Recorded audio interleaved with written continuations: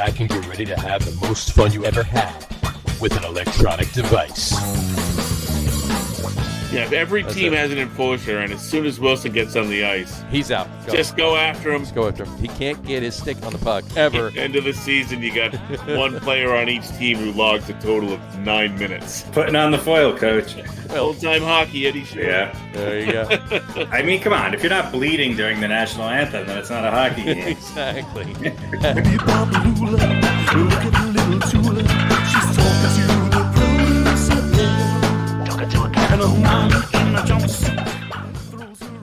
All right, everybody, welcome out to the Get On With It Sports Show. It is Wednesday, July the 7th, 2021. Jersey Johnny coming at you, and with me, as always, is none other than Mr. RadioPete and Mr. Harry Lug Nutz. Say hello, gentlemen.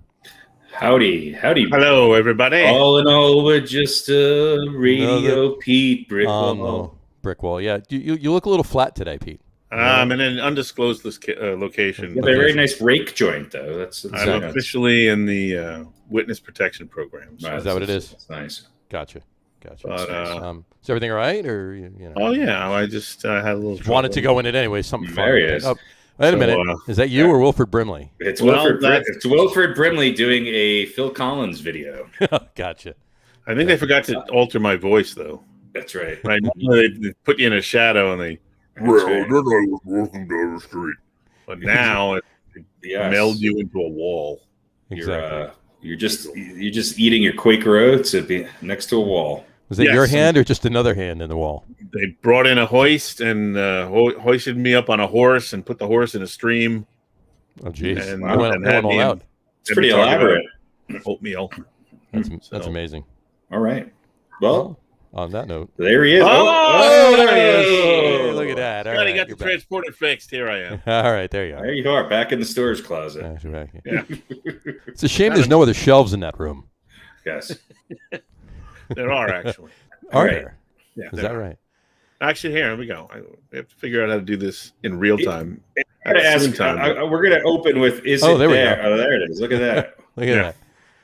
On the shelves, any of those shelves, is there a dictionary? There's got to be a dictionary. A dictionary. Ooh. Is there a dictionary? I feel like there might be a toaster oven in there. The is it in there item is dictionary. Dictionary. Is it in there? No, we don't own that. We can't do that. One of those discs over there might be a dictionary. I don't think so, though. The round dictionary? The dictionary. Dictionary, yeah. Yes. I don't think I have one of those. Stumped. Wow. Stumped. Wow. Amazing. Oh, hey. Well, all right. There's a little Pete. There's a little Pete in that camera, though, right there. There's a tiny little Pete. I don't know what that means, but okay. Right there in the corner of the camera. This is his OnlyFans studio. That's the OnlyFans cam. And there's only one fan, but obviously it's a dedicated fan. Well, and honestly, this is the biggest oscillating fan. This is the biggest rip-off OnlyFan that there is, because this is all they ever see of me. Exactly. You don't get on the bed in your kimono. No. I just sit here and I describe what I'm doing. You just sit there very. Yeah. Do you ever use the Wilford Brimley effect if they pay extra? Actually, let's see what the Wilford Brimley effect looks like on that one. Yeah, exactly. Will it work? Let's go see. With. Can you get the Wilford Brimley app from the App Store?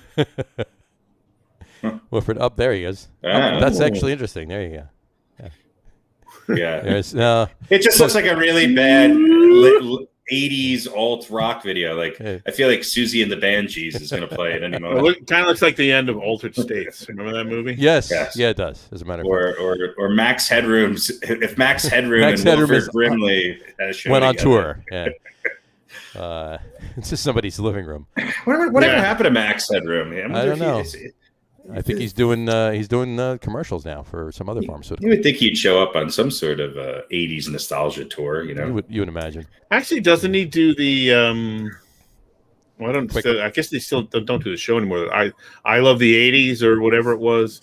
I don't know. I mean, he should definitely be on tour with the Hooters or something, you know? Yeah, the one where they made fun of all the celebrities all the time, or. He should be on tour with his Hooters. Now we're back to his OnlyFans thing. Right. No, the Hooters. Probably the worst.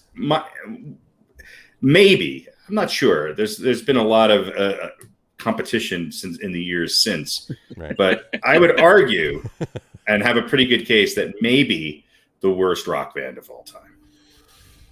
But we'll get to that top 10 list another day. We'll do that. They did write Time After Time, though. They did? So, Did yeah, they? they did. Yeah, they did. That's one of their songs. Imagine that. And Cyndi Lauper made it famous. Yes, she did. Their version sucked, but hers was great.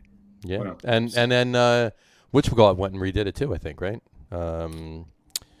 Yeah, Miles somebody Davis. did. Miles Davis did a jazz version. Miles of, Davis did it? did a jazz version of Time After Time. Yeah, No, I believe so. I could be he wrong, but wasn't- I'm pretty sure I did. Yeah. He wasn't around long enough to do the dermatology commercials. No. But in any event, Yes. on that note, folks, if any of you are listening to this on the audio podcast, on any of the audio streams, and you're curious to see what Pete was like, just go to Facebook or YouTube, our YouTube channel, and check it out. It's worth it. Trust me. Or send a self-addressed stamped envelope to P.O. Box 6643, Edgewater, New Jersey. Exactly. And we'll send you a VHS copy of the Exactly. entire You must send a interview. blank VHS tape in it, though. True. And We don't have any. Okay. But just go to www.transporterporn Transporter porn. and Is that a real .com. site? It is. It will be. It is soon. now. It is now. If I can get to the trademark quickly enough, and it will be. That's right. And you can Trekkie witness porn. the feature live, Live, exactly. especially Right. curated for you. Exactly. Right. Just for you. That's right. Okay.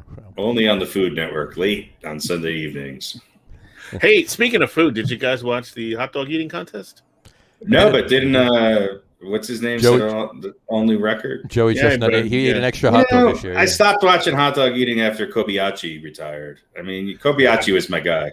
Yeah, it wasn't even close. He won by like 20 hot dogs. Well, there was some guy who was like 912 pounds, so I guess gave him a run for his money or something like that. I think No, he ate. not really. I think he has next year just eat Joey, He ate Joey Chestnut. Yeah. Yeah. and then doesn't all of everything Joey ate count towards And what you ate as Absolutely. Yeah, well? I guess Sure. so.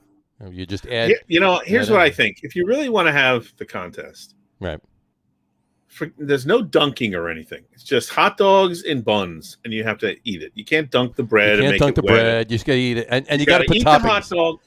You gotta put toppings toppings can on be it. optional. You gotta. That would be even. That's fine. That would be another. But Okay, just he the hot dog- ate 2 hot dogs more, but the other guy ate bacon and cheese on every hot dog. Yeah, or he Yeah. ate like 9 ounces of yellow mustard or something like Yeah, that. something So like yeah, that, that could be a tiebreaker. Exactly. But yeah, the hot dog on the bun, and you eat it, and with- just see no how many you dunking, can none of put that, down just, in- yeah. No. I think if you really want to make it fun, then you have to bring. Everyone gets their own personal dirty water dog cart from 56th Street in Manhattan, And that's what they can dunk in. and you actually have to If they wanna stick your dunk. head in or your raw hand into the boiling water to grab your dog. dogs. Yeah, What I said the other day was they gotta forget about these small push cart dirty water dogs and all of that. Eat a really big, thick, heavy grilling hot dog. The big ones that snap on the grill when you cook them. Right. Those, yeah. They're and eat 76 of those, fucker. Go ahead. Try My that. son said I think the Just hot dog eating throw a- contest had higher ratings than the NBA Game 1. I finals. think it actually did. my son Sad to said throw say, a but- couple of raw ones in there. Raw dogs. Yeah, dogs. That's a different competition. just to spice things up Eat a it little get bit. raw. We're getting back to OnlyFans. Back to OnlyFans. And it's a big the circle. 2021 Raw Dog competition is very different. Yeah. Well, yeah, I mean, Yeah. throw a couple of raw ones in there. That has a lot of potential connotations. when it This comes is to true. OnlyFans. So. There's more chewing going on in that. Alrighty. Well, we've definitely this is the Exhausted quickest that. we've ever jumped off into a ditch.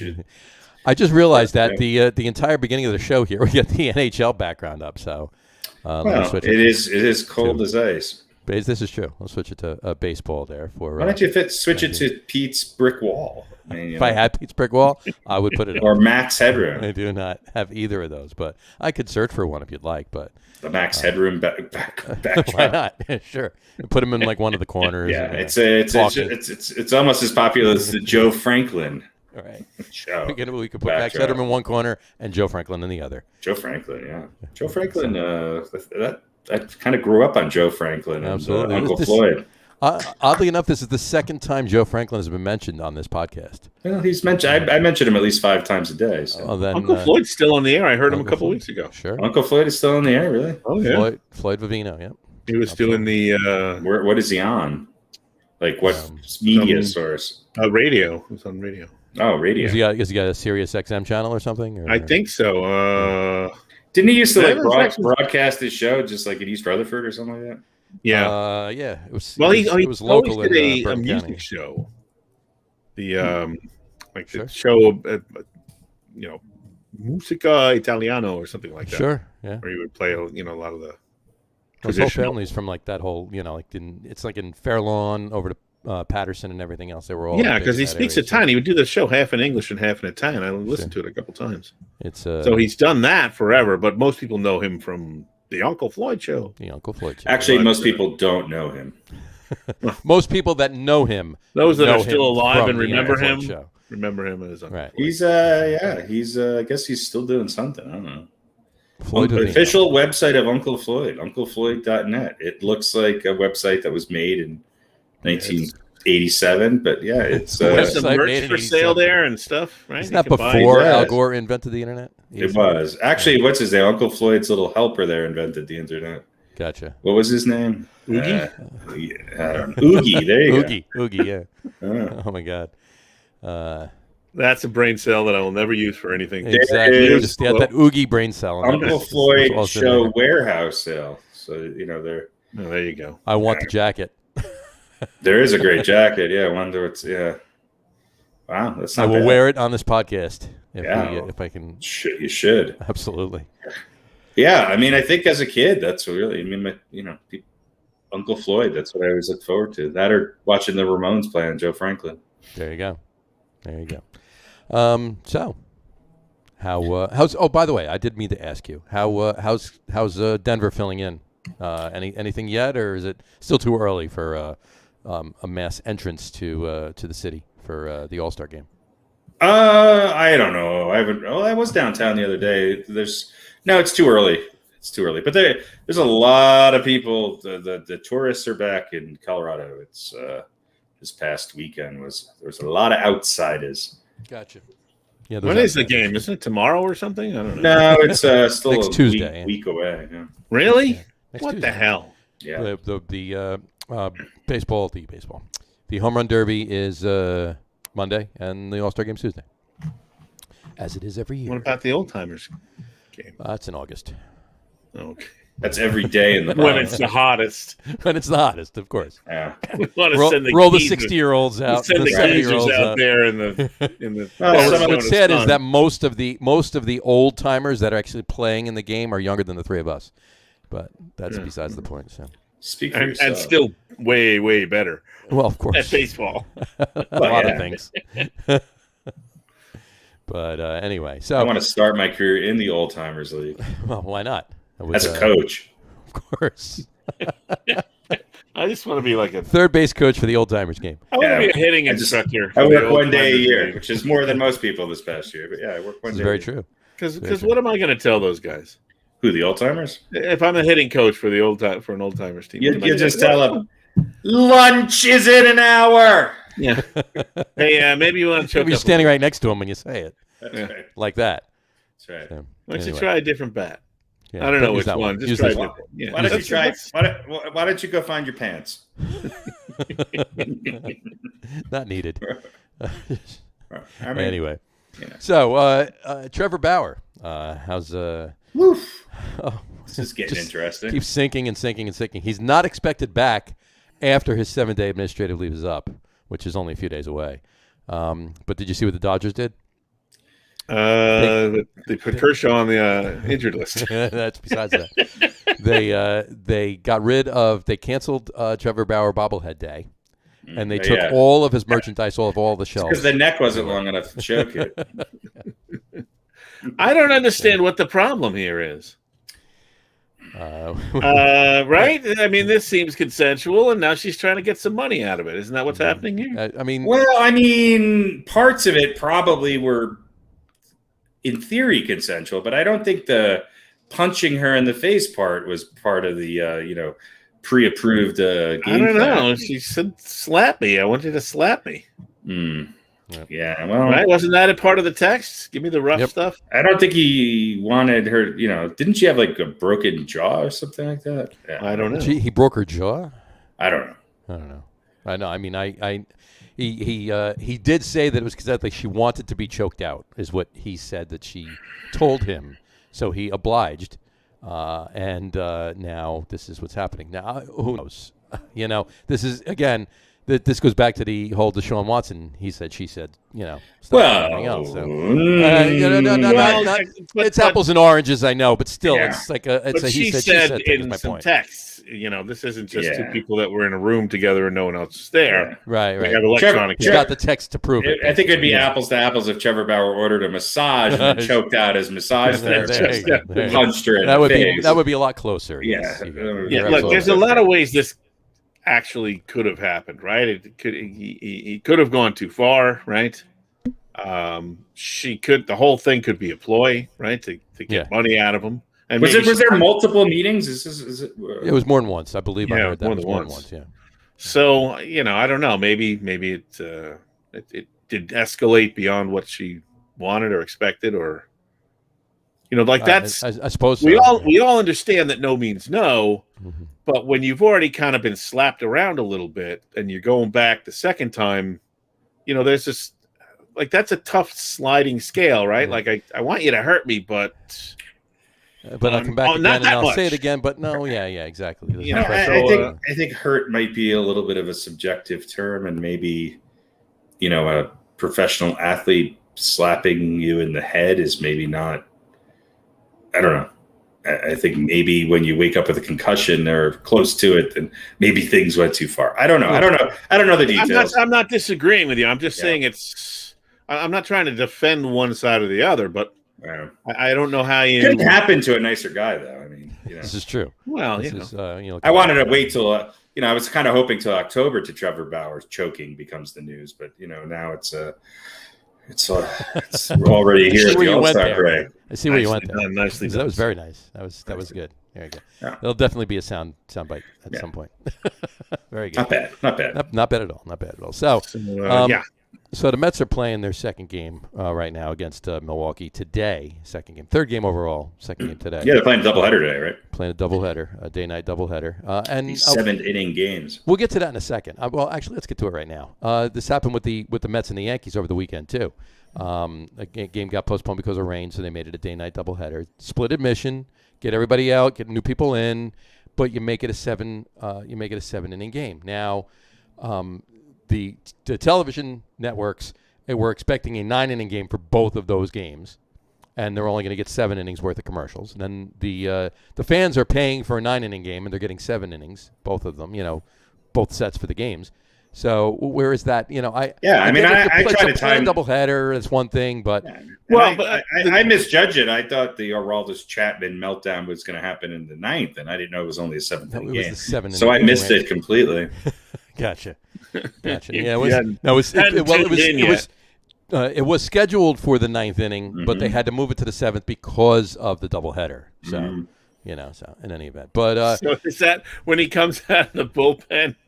And they're like, hey, listen, can you melt down a couple innings earlier? Can you choke a little bit earlier because we only have 7 innings to get this thing I mean, look, is it legal if, as he's jogging out of the bullpen, they just spray his entire body with whatever tack, spider tack? I mean... like a little mister that he has to run through. That would be the way to do it. The good news is the Yankees are hitting again. Attack? Is that a tack? The bad news is that obviously their two best pitchers we're definitely relying on some additives. A little bit of adhesion. That is true. There is a big drop off for Mr. Cole. But to your point, I don't know what your point was, but 7-inning games or 7 inning games. It just sucks for the people that are expecting a 9-inning game, both whether it's a fan or the TV network or whatever. We're not going to do anything about it. Getting 14 innings in one day instead of 9.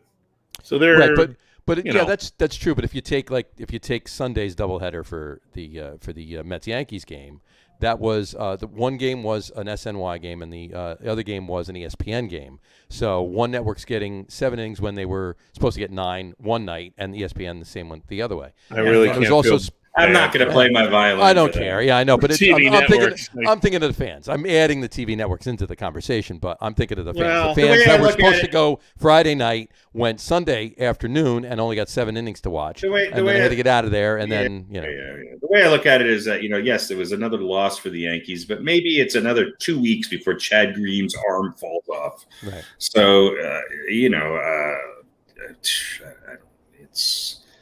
it's abysmal. This is part of baseball, and I don't know if they realize they have to kind of walk a line of sorts between, do you want to alienate the fans? Because they're back now, and we had the abbreviated season, and now things are quote unquote back to normal. But we've talked about what they've done over the years and how they've changed the game and how they've alienated fans. Well, now you've got the guy on second and the 7-inning doubleheader and all this other crap.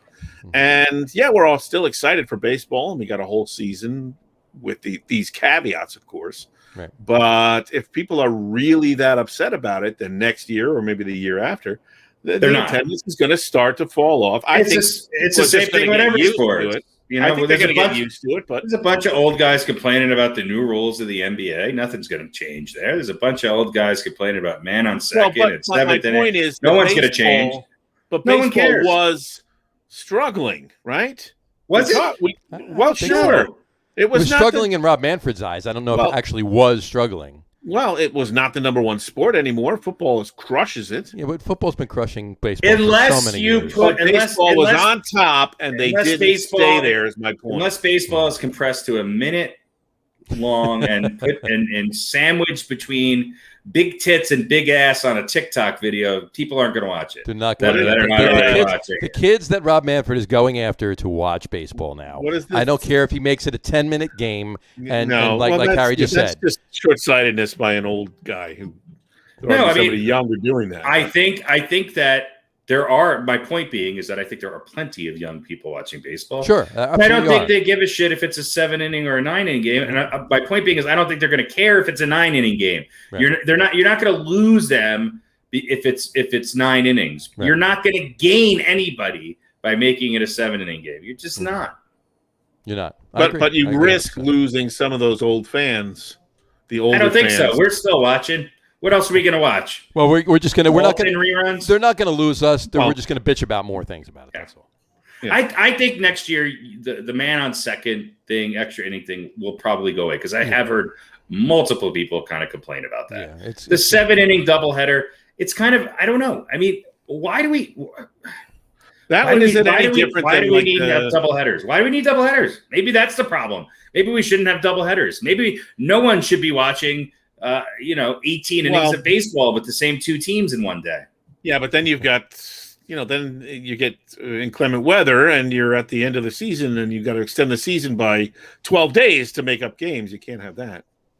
Extend it. I think some of those games you don't even need to play. Yeah, extend it if needed. That's all. And then but everybody's got to play the same number of games. That's not. We talked about that before. Well, you're right. If there's 3 games between a team that's leading the league and a team that's in the basement, and no matter who wins or loses those games, it's not going to affect either of them. Yeah. You don't play them. Back in the day when there was a rain postponed game, they didn't automatically do a doubleheader the next day. No. A lot of times, the next time those 2 teams played, the off day was turned into another game. Right. But the games got played, is my point. The games got played. This whole double header and then turning it into it's basically you're completely shifting the game and benefiting one team over the other by going into this 7-inning. And here's another problem too. And this is a minor problem, mind you, but this is another problem. Take for instance DeGrom. He was supposed to pitch last night in the game last night. Instead, he pitched this afternoon. Right now, his next scheduled start was next Sunday, so that was 5 days rest. Now he's got 4 days rest. And if he doesn't pitch on Sunday on 4 days rest, he doesn't pitch for 10 days. So now that's another problem by doing that. that's not baseball's problem. That's the Mets' problem. Right. No. But And they have to figure out. It's not only the Mets' problem. It's anybody that's in that particular situation. Right. That's a team problem, and they got. I was just using that as an example. Is all I was doing. It just happened today. But I don't think they need to make up these games right away. I agree with you. Right. But they do have to be made up. Right. I mean, point. If there's another, I think the 7-inning doubleheader is stupid. Yeah. To me, it's just I think everything something that isn't broken. It doesn't make sense. Yeah, exactly. You're not gaining any fans. Right. If you want to gain fans, then market better. Talk about the history of the game. Talk about actually give young people access to more of what the history of the game was. Give them that access that maybe they don't have because they don't have somebody discussing it with them. I think that's how you don't get into playing the guitar by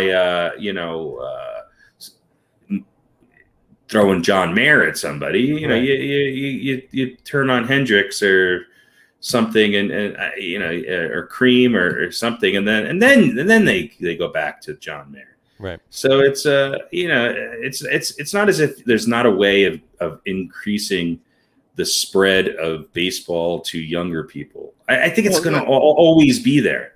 Right. Yeah, but I think also you have to kind of look at what are the younger people, or at least some of them, more interested in, right? I think the younger generations are more I think they're more socially conscious. I'm going to make broad statements here, right? Yeah, I get where you're going. Yeah, no, that makes sense. There's a lot of players in professional sports who do a lot of charity, right? Everybody's got a foundation. Everybody is doing something to save the environment or cure cancer for dogs or feed hungry children or whatever it is. Right. So why not play that up? Maybe you're going to get some of those kids who will go, hey, that guy's not only a good baseball player, but he's working for a cause that is near and dear to my heart. And that would get them, maybe there has to be a different strategy to bring, to connect the younger people with the players as people, not just as players. And it's got to be something other than let's shorten the game or, I totally agree. Maybe there are different strategies that need to I think the Trevor Bauer PSA is coming out. Of course. I agree with both of you. And to Harry's point, I think the perfect thing for Rob Manfred and Major League Baseball to do on that note to teach younger people about the history is to broadcast our podcast every week, and then they'll learn it. Sure, especially the top 10s of the old balls. They'll find a 9-inning game to be a breeze after a 2.5 hour podcast of this garbage. Absolutely. Boy. I'll watch it. I'll watch 2 9-inning games from back to back. Just don't make me watch that podcast. I'll watch exactly. I'll watch whatever you want me to watch. I'll watch. I'm good. I'll watch 9-inning doubleheaders out of market teams that I've never heard of before. Just so I don't have to watch that again. Exactly. Yeah. This is what and that could be this is what you'll be watching if baseball disappears, kids. That's right. Right. Exactly. That's right. 3 guys talking about what baseball used to be. Exactly. Remember back in the day. I remember when you rub pine tar all the way up to the 3/4 up the bat. Yeah, just keep it away from the label, and then you're good. Right. Daddy, who was George Brett? Exactly. George Brett. All right. Possibly the best third baseman of all time. This is true. A couple of questions for you. Yes. What you call it? The Mets took 2 out of 3 from the Yankees over the weekend. Yes, obviously. They did. Oh, they took 1. They won 1. They won 1. The Yankees lost 2. Right. Right. Exactly. No. They won. The Mets won 1. They beat. Then the Yankees lost 1, and then the Yankees actually won 1. Yeah. So yeah. Gotcha. Yeah. But my point going forward, they're going to take at least 2 of 3 from the Brewers, depending on what happens tonight. And the Brewers are one of the best teams in baseball. I thought Milwaukee beat them yesterday. No. That's the Mets won. It was postponed. The Mets. It was postponed yesterday. The Mets won on Monday. Won on Monday. Okay. Yesterday was postponed until this afternoon, which was the doubleheader, and the Mets won this afternoon in a walk-off. In fact, it was Jeff McNeil's first walk-off RBI of his career today. So, congratulations! Exactly. So he needed it too. And they beat them today. Was a 1-run game. The Mets have played in 31 1-run games so far this year. That's a sign of a good team.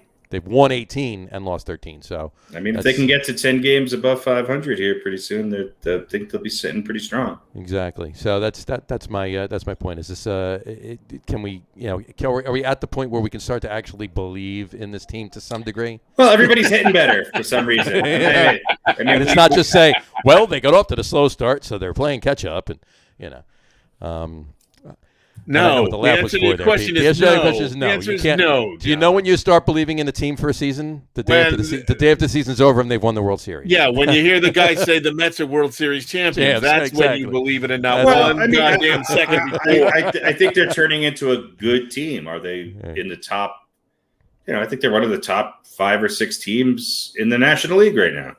Sure, that's pretty good. Yeah, they're also one skid away from being a 500 team again. True story. True story. They seem to have more problems with their own division, which is shittier than the other divisions. Let's face it. But yet they're holding their own against the Brewers and the the Padres and the teams like that. So we'll see what happens. But some teams do that. They get up for the competition, or rather they play down too. And there is a familiarity when you play teams that often. Pitchers see batters more often. And you're right. There's a little bit more of a a tendency to sort of have a little bit more of an understanding of what the strengths and weaknesses are of that player. True story. Yeah. DeGrom, on the other hand, just a couple of things about him. He's right now in Major League Baseball. He's first in ERA, first in WHIP, first in strikeouts through 9 innings, first in opponent's average, and first in opponent's OPS. Yeah, he's the best pitcher in baseball, and there's no one close. Now, I would say he's the only dominant pitcher in baseball right now at the moment. Yeah, but here's the thing, that they actually did the schedule they did because they did not want him to pitch in the All-Star game. They didn't want, because last time we went out to Colorado, the Mets didn't want him to pitch. Mets didn't want him to. Yeah, the Mets. Yeah, no. Baseball wants him to pitch in the All-Star game. And probably the guys on the American League squad didn't want him to pitch. Didn't want to pitch either. Yeah, exactly. But I think a lot of pitchers don't want to pitch in Colorado ever. Well, yeah, he said the last time he pitched in Colorado when the Mets went out there against the Rockies, he said afterwards he felt banged up, and it was a cause for a couple of weeks of him feeling like crap. So, and they were figuring it was the altitude, so they didn't really want him to go out there and pitch. So they had the schedule the way they did. So now they're crossing their fingers that he's going to be able to go on short rest on Sunday, specifically so he has the excuse as to why he's not pitching on Tuesday. Right. So, getting back to the Mets, though, they have 2 more wins than the Yankees, and we're talking about the Mets finally. Oh, yeah, the Mets are doing great. And we're talking about the Yankees as if they are the worst team in the history of baseball, and they should trade Aaron Judge and shoot Giancarlo Stanton in the leg so that they can get out of his contract. It's also, we talked about this too, it's also because of expectations too, right? I don't know. I mean, a lot of people, including you guys, picked the Mets to win that division. Right? Because of the division, not because of... Actually, I didn't pick them. No, he didn't. I did. No. I mean, I think it was the Mets. I mean, there's a lot of parity in that division, and there still is. The Mets are leading the division by 4.5 games, but they're only up by 3 games on Atlanta in the win column. Right. They just so I mean the Mets are a good baseball team. But and yes, there's a lot of parity in baseball right now. No one is dominating in a way that and the better teams seem to always have a problem with one of the lesser teams. Somebody will come somebody's in and somebody's going to win. Somebody's going to win against everybody, except they're going to lose every series against the Twins and Diamondbacks. Right. And it's just it's baseball. You talk about parity. I mean, the 2 best teams record-wise right now in the best American League team, best National League team are the Red Sox and the Giants. If I had said that to you, that was going to be like that at the All-Star break at the beginning of the season, you would have thought it was nuts. And the Red Sox, going to get better here with Sale coming back. Both those teams are. I mean, I still think that in the end, the Dodgers and Padres will be. I think they'll be ahead of the Giants, but these are all going to come down. All these races are going to come doing. They're going to be very close, I think. And you don't think the Dodgers are going to choke? Well, they've already. Their best chokers might be out. Yeah, this is true. I don't know. I mean, look, it's. I think it's there's just a lot of uncertainty. I mean, yeah, I think the Mets are playing good ball. I think the Brewers have been consistently pretty good. Obviously, the Giants and the Dodgers are, everybody talked about how the Dodgers are not doing great. They're 20 games above 500. I mean, and and they've been struggling lately. Right? Exactly.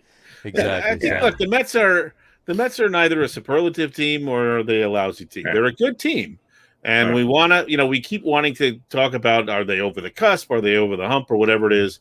Have they ascended into being a great team or a really good team? They're a good team, and they're in a lousy division. Right. I don't think while they haven't played as many games, I don't think that's as much.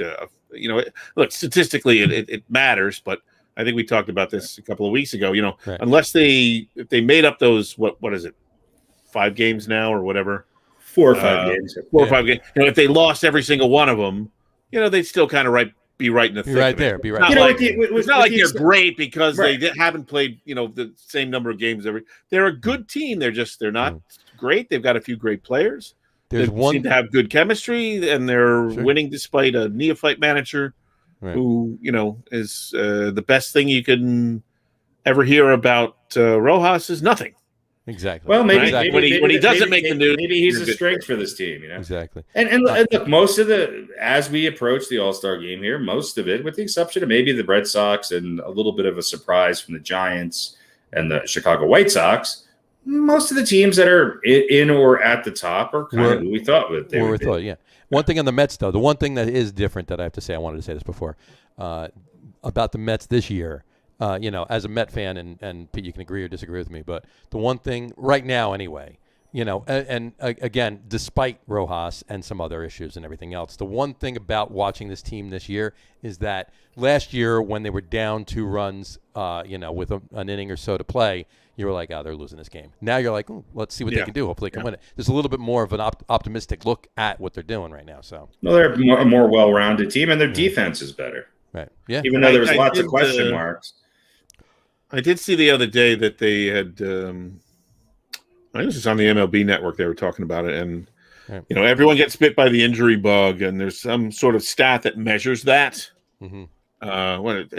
It's like a modified WAR or something like that, and they were saying that the Mets had the highest number, so they were the most hurt by injuries, slightly by a little bit. Not saying So look, maybe their bench and their moves that they made, they were the right moves. That's why they were able to stay where they are. Guys are coming back, and if people stay healthy, then maybe they'll be even a better team in the second half. But they're a good team. That's all you can say about it. A good team. They're winning series, and they're winning the games that they should be winning, and winning maybe a couple that are sort of the toss-ups. And that's all you got to do. You just have to win enough. You don't have to dominate. Right. Now on the Yankees end of things, I got to ask you both: will Boone be getting booted, despite what Hal Steinbrenner said last week? I think did the 12-1 win against stomping of the Mariners? No, I think it does a little bit depend on how they round out the first half of the season here. I don't think they're going to get rid of Boone, because I think that's in Steinbrenner's mind. Right. The peg that would need to be taken out before Boone is Cashman. Right. And I don't think that's going to happen. Not in season anyway. No, and who are, and unless there's a dramatic change at the GM position, I don't really think it's going to it matters who is going to be managing. And I don't say, who are you going to bring in? Are you going to bring in Buck Showalter? Are you going to bring in an old school manager? It just depends on the GM he brings in. The analytics are there not because of Al Steinbrenner. The analytics are there because of Cashman. The Yankees have to ride this out, because and I've been beating this drum for 3 years, because 3 years ago I said that they need to trade certain players because they still had value and that they could still get something for them. Right. Now those players are either mediocre at best or tailing off dramatically, and or they've been re-signed to contracts which they just can't get out of. So the Yankees are going to ride Giancarlo Stanton's contract into an abysmal death, and it's going to be long and drawn out and miserable. what they can't trade. They can't get anything for Chapman right now unless they get him in there with 3 games before the end of the first half of the season with some spider tack on his hand again. He's a nut job, and the Cubs were smart enough to get him once, or lucky enough to get through that ordeal. They didn't win the World Series because of him. In fact, they almost lost it because of him. They won it in spite of him. Yeah. So, but he did help kind of get them there, right? Yeah. I mean, he didn't specifically do the games in the World Series. They didn't. Right. He didn't do what everything that they brought him in to do, but he did some of it. And the Yankees have one person that they can trade to get value for right now before they have to re-sign him to a long-term exorbitant contract. And he's their best player on their team right now. He's the only all-star on the Yankees this year. And that's Gary Sanchez, right? Yeah, it's Gary. Well, the time to trade Sanchez was 3 years ago. Sure. Gleyber Torres, I mean, they have to ride it out. This was a guy who was an all-star 3 years ago. Mm-hmm. And now he's, can he come back? Maybe. I mean, I like Miguel Andujar. I think he's a good hitter. I watched him try to catch a fly ball. The one run that Seattle scored last night was on what should have been an error on Andujar because he can't play any position in the field. Right. So what is his value? On a team that's loaded with potential DHs, you have to stick him out there somewhere. I mean, there's some guys that are starting to play better. I think Gio Urshela has some upside. I mean, obviously Gary Sanchez is starting to be okay. He's approaching mediocre. His slugging is up a little bit, but they can't really get rid of a lot of these guys. So they're going to have to ride it out But what is the goal of riding it out? Like, we're going to ride it out and hope it gets better? Well, they have to ride it out and wait till the end of the season, and then they have to, and then they have to make some tough decisions as to whether or not to release some people or to not re-sign some of their big names, and that's going to be tough. The key is going to be Judge. Judge has been injury prone. Judge is good. Judge is not what he was 3 years ago when he was an MVP candidate. Right. Will he ever return to that? I don't know. I see Aaron Judge becoming, I mean, Dave Winfield played deeper into his career in the outfield than Aaron Judge is going to. So you're going to have Judge and Stanton as 2 really expensive DHs who are going to be injury prone and maybe not as reliable to always be there. Voigt's injury hurt them a lot. He hasn't really bounced back 100%, although he had a good game last night. Right. So maybe the hitting is starting to come back. So, a lot of the guys who were impacted by really bad beginning of the season seem to be guys who have typically been pretty good hitters over the last few years. Mm-hmm. So across the league, you're starting to see guys hit the ball again. What a surprise. The spin rate's down because the ball's not doctored and people are able to see it and hit it a little better. Right. The Yankees offense hasn't been an issue. With the Yankees just do not have a confident team with any sort of pitching they're putting way too much emphasis on their bullpen. And their bullpen's not great because Chapman is overrated and always has been. Yep. Did you just say the Yankees offense hasn't been an issue? It hasn't. Not in the last month. Not in the last week, but maybe, but not in the last month it hasn't. They're scoring runs. If Garrett Cole is pitching and the Yankees score 5 or 6 runs, they should win that game. Should. Okay. They should win the game. Yeah. Well, they shouldn't have to. That's true of a lot of guys. Well, yeah, that's true. I mean, if your ace is pitching and you score 6 runs, you should win. You should win. That's true of basically any team. Yeah. Right.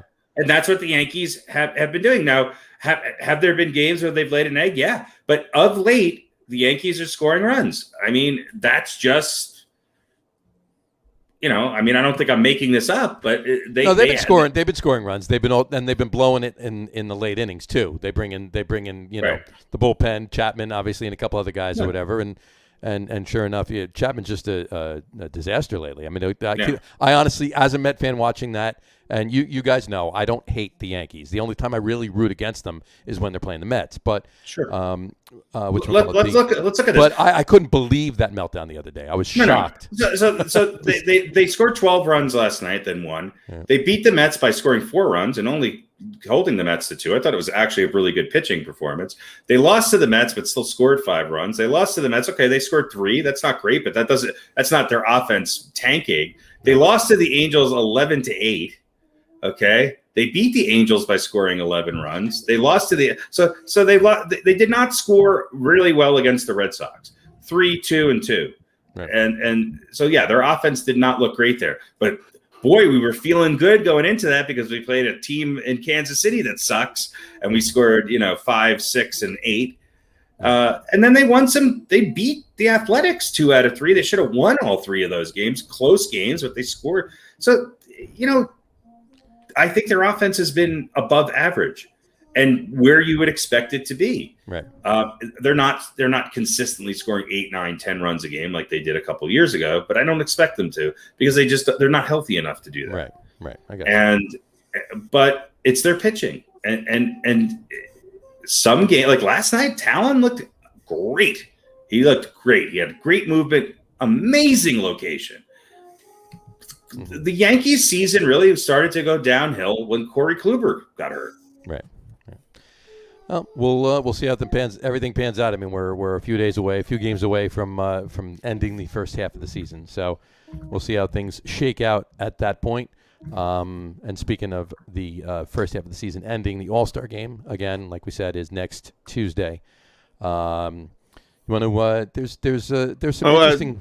Actually, did you mention DeGrom 1,500? I did not know. Oh, okay. 1,500. Second fastest to 1,500 strikeouts. Second fastest to 1,500 strikeouts. Yeah. Who was the fastest? You Darvish, who did it like a week ago or something, week right? and a half ago, yeah. So 197 for Darvish and 198 for DeGrom. Yeah. And in third place is Randy Johnson at 206. Yeah. Which you would think, I mean, those are all impressive numbers, but of course. Two guys passing Randy Johnson in within a week and a half of each other. Within a week and a half of each other. That's exactly ridiculous. So Spider Tack is good stuff. Obviously, DeGrom doesn't rely on it. Yeah. Although I haven't seen analytics on what his spin rate is before and after the crackdown. Who the hell knows? Who knows? DeGrom's just an overpowering pitcher. I don't think he cares. Look, like I said, if the Mets get back to their the 2 pitchers that they're hoping to get back, and they're even a portion of what their potential would be. Right. I think the Mets become a completely different team just based on the fact that their starting rotation becomes one of the best in the league. All right, real quickly, Yankees 18th in runs per game scored this season, 4.20. Sure. Yeah, and they were probably close to the bottom for 2 months ago or a month and a half ago. Yeah, but you know what? The bottom is 3.5. What's the top? Houston's on top at 5.62. Yeah, so it's Pittsburgh's on the bottom at 3. Now here's where this. Here, I'll say that Yankees are remarkably consistent home and away, 422 and 418. Last year they were at 5.39. The 29th team. Anybody want to guess who that is? The 29th team in runs scored this season. The Arizona Diamondbacks. No. Colorado Rockies. Arizona is 21st at 4.6. Colorado, no. Colorado is. Where are they? Well, they're always going to be. Colorado's just above the Yankees at 4.29. Mm-hmm. Baltimore. Nope, it is not a lousy team. As far as we're talking about who has the least runs scored, it's got to be the Mets by a lot. Yeah. They are 29. I mean, a couple of weeks ago they were. And what are the Mets? That's right. They only have 303 runs scored. Yeah. What is their run differential this year? +5, +6, +8. +8. Yeah, it's ridiculously. But does that really mean anything anymore? Let me pull this up real quick because I was looking at this the other day. The National League West is crazy with the plus minus. I mean, so here we go. Yeah, the Mets are +8. So the Giants, Dodgers, and Padres are +103, 119, and +87. Right. Yeah. Okay. I mean, the Mets are +8. The Yankees are at a 0. The team with the biggest plus-minus differential in the National League East is the Miami Marlins. Mm-hmm. They're +22, and they're in 10 games under 500. 10 games under 500, 9 games behind the Mets, and they're and they have a +22 run differential. So it really comes down to and that's why look, Houston's 20 games above 500 all of a sudden. They got off to a slow start. Maybe this is the year the A's win that division again. Houston's a good team, but they also, they score a lot of runs, but they have pretty decent pitching, and that's why they're Yeah. plus 140. Yep. Yeah, it's interesting because you look at the NL West and San Francisco, the Dodgers, and San Diego, 103, 119, 87. So in that case, the better teams are scoring a lot more A runs. lot more runs, yeah. But The then Mets you are, well, we look said at it. The Mets have played in 31 one-run games, and it wasn't a 10-9 game or a 15-14 game. It was a 2-1 game or a 3-2 game. Look, I mean, to put it in perspective, and I know the Yankees have played more games, but the Yankees have scored 50 more runs than the Mets. But they've also given up 50 more runs than the Mets. Than the Mets, right? Yep. Yeah, you're right. 60 more runs than the Mets. It's almost. timing. So it doesn't always mean something, but You have to win. You have to win series, and usually that means when you're 1 and 2 are starting, you have to score one more run than the other team. That's how you win in baseball. That's it. And occasionally, if you're number 3 or 4 or 5 can win, at the back end of a series, so be it.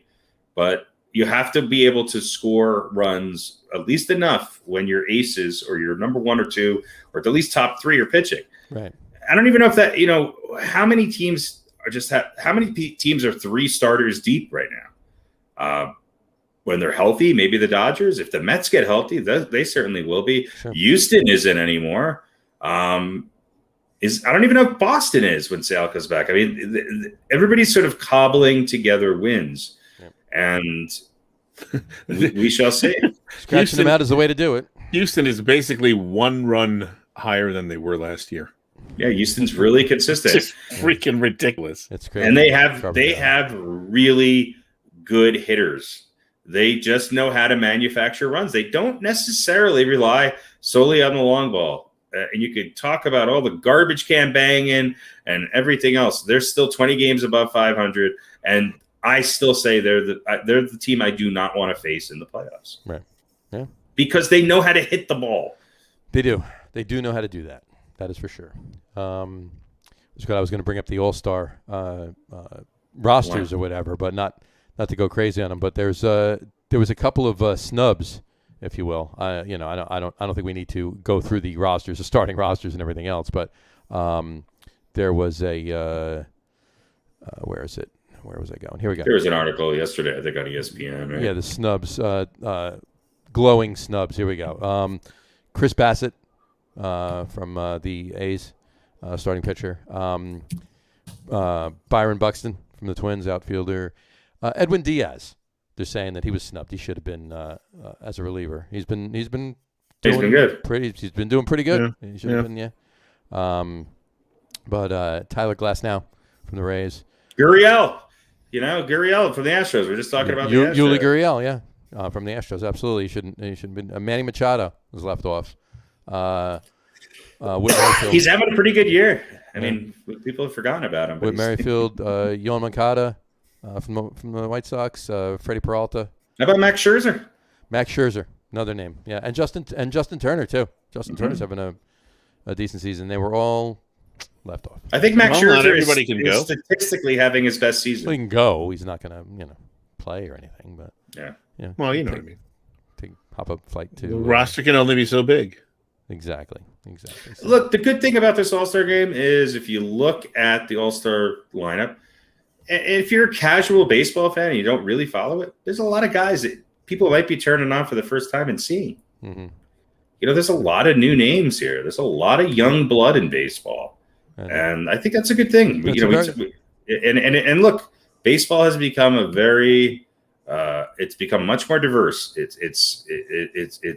The Latin player is dominating the Major League Baseball, and I think that that's a good thing for reaching out to a broad section internationally of baseball fans, and I think that's what you're starting to see. Right. You're right. Whatchamacallit? Here's something that's not shocking, obviously, at this point because we've talked about it so many times, but something's going to happen in the All-Star game this year. That's Every inning there's going to be 2 guys on second base. That's a first. Yeah, no, they're going to start every inning with the bases loaded. Is what they're going to do now. Is that the starting DH for the American League and the starting pitcher for the American League are the same person. Same guy, yeah. So Yeah, listen, we should feel lucky that we get to watch Shohei Ohtani. I hope he stays healthy and sticks around, because we're getting to see stuff that you just don't get to see. He's great, and he deserves all the accolades he's getting, but man, Major League Baseball is milking this. Yeah. Yeah, of course they are. Of course. A little bit. Well, look, he hit, 32nd or 33rd I would like to say he got shellacked by the New York Yankees.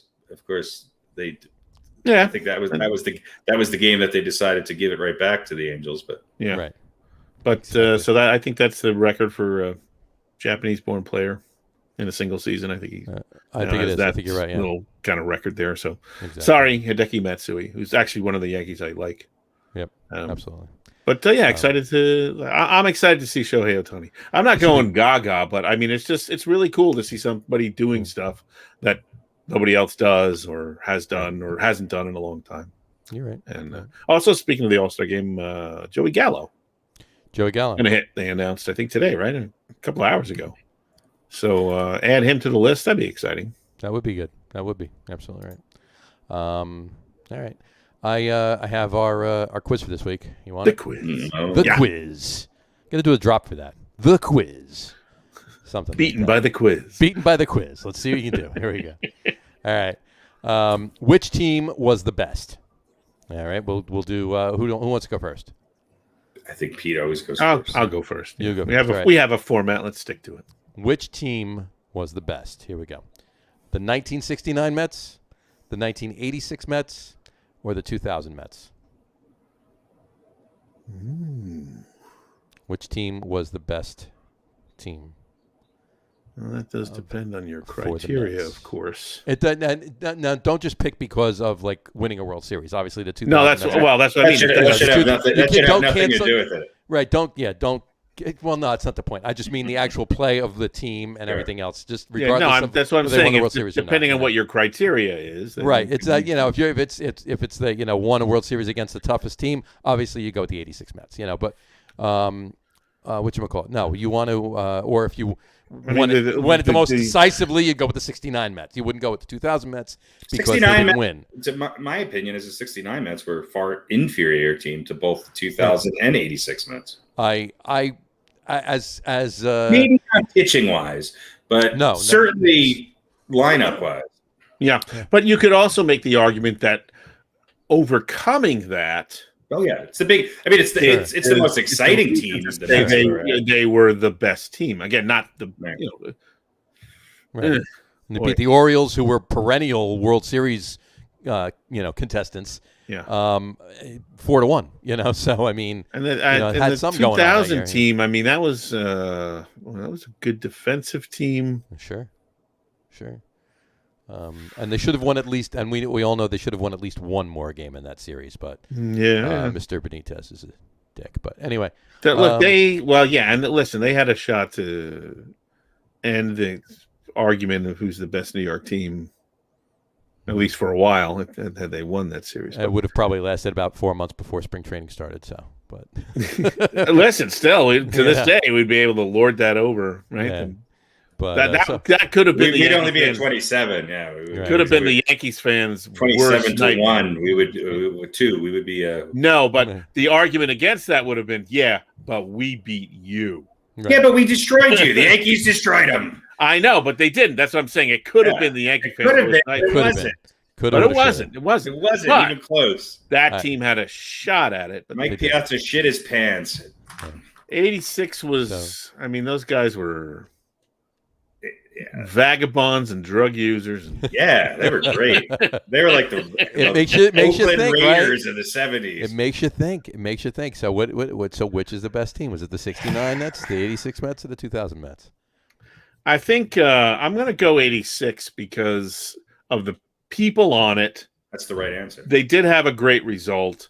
And when you think about great Mets, right? The 69 team is probably comes in second place to that. But though that team is the team that people think of and the great players on it. So how many Mets are in the Hall of Fame? Right. There are 2 Mets there are 4 Mets in the Hall of Fame. There are 2 players. There are 2 players in the Hall of Fame. Right. But there's an additional one who did not go in as a Met. Didn't go in as a on Met, that team. Right, exactly. So, arguably, two of the best Mets of all time were on that 86 team. Arguably, 4 of the top 10 Mets of all time were on that. Yes, team. that's what I mean. It's those are the guys that you remember. And if it wasn't for the drug use, two other of those Mets would have roller skated into the Hall of Fame. I'm sort of counting them in there. Right. I mean, I'm saying I'll get there eventually. If you take Carter and you take what's his name at first base, and then you take Strawberry and Hernandez. Keith Hernandez. Those are 4 of the top 10, if not 4 of the top 8 Mets of all time. I mean, and then who was on this? Who was on the pitching staff in '86? It's a pretty decent pitching. Yeah, So you're going with 86. I think. I gotta say 86. That's the team you go. Oh, they had this guy and this guy and this guy. I would have to agree with that. All right, let's switch it over to Harry now. Harry, which team was the best? 1954 Yankees, the 1977 Yankees, or 1998, or the 1998 Yankees? Yeah. Sentimentally, the 77 Yankees are my favorite, but they were good. They were great. But statistically, I mean, with the exception of Guidry, which probably was maybe the Yankees' best season by a starting pitcher, but he faltered a little bit. He wasn't as dominant in the postseason. I know, God, it's not that team, even though that's my favorite team. Right. God, I think you got to look at that 98 team and just say, I think you can't go wrong with either one, but that 98 team not only won a lot of games and won them convincingly, they won 114 games that year. They beat a lot of good teams on the way and did it in very convincing manner. How many games did they lose in the postseason total? 4? Was it even that many? I don't even think it was that many. Was it like 2? I think it was 3. I think it was 3. 3. Yeah. And we're talking about an expanded, playoff format compared to the 77 or 54 team. So I 54, there was just the World Series. That was it. I think that 98 team stacks up really well. And the thing with that 98 team is a lot of the guys that you don't think about, because wasn't Luis Sojo on that team, and sure. They had guys who's really stepped up and played big time, much like the 77, 78 Yankees did, obviously. But and 54 was just that, lineup that if you look at it, you just be like, oh God, this is amazing. Right. But when you're talking about the 98 team, that was a really, really, really good team, and their pitching was incredibly dominant. Yeah. Because it was not Cone, Wells, Pettit. Wells, Pettit. Wetland and Rivera, right, in 98? Or was Wetland? Yeah. No, Wetland was gone. It was Wetland was gone. But yeah, and they had a great, I forget who the middle reliever was, but he was phenomenal. I mean, it was a dominant performance. Mm-hmm. And there were some good teams that they beat along the way that year. So I'm going to go 98. I just think that they were a more dominant team. There you go. All right. I would tend to agree with that as well. I have another. You can make it a quick one. Just something to think about. Teams for the Mets and the Yankees. We'll do Pete first. Teams that lost the championship series. Which team was better? You can make it a quick one. The 88 Mets, the 99 Mets, or the 06 Mets. Can you pick the 2000 Mets? Well, no. The Mets won the championship series in 2000. So. The championship series teams. Championship series. Not World Series. NLCS. Yeah. They lost the NLCS. Yeah. The 88 Mets. What were the 3 years? The 88 Mets lost to the Dodgers 4-3. The 99 Mets lost to the Braves 4-2, and the 06 Mets lost to the Cardinals 4-3. So. What was the question? Which was the most heartbreaking?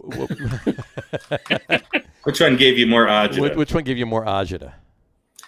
Which team? 06. What was the best team? Yeah, 06. What was the best? What was the best team? That was the question. That was the best team. Because that 98 team expectations were high, but I think the 06 expectations were even higher. Yeah, the 06 team should have roller skated through the World Series. They should have swept the 06. Yeah, they should have beaten the Cards, and they should have swept the Tigers in the World Series. There's no question there.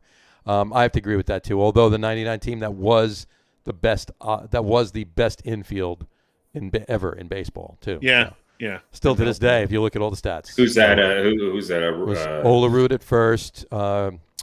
Eduardo Alfonso at second. At second. Ray Ordonez at short, and Robin Ventura at third. Oh, Robin Ventura, that's right. Yeah, I'm looking at this. Didn't Robin Ventura I'm looking at this start as a 98 Yankee shortstop? team. 98 Yankee team was. I mean, look at some of the people that were coming off the bench or platooning. You had Tim Raines, who I think hit like 315 in the postseason that year. You had wasn't David Justice on the 98 team? David Justice was, I believe, on the 98 team. Yeah. You had, of course, Paul O'Neill, Bernie Williams, Shane Spencer, Tim Raines, Ramiro Mendoza. That's your middle relief. That's the middle. Mike. That Mike guy was Lowell. lights out. Yeah. Ricky Leday, Chuck Knobloch. Always Ricky Leday with Ricky Leday. Arabu, Darren Holmes. Mm-hmm. Yeah. Duque, of course. Mm-hmm.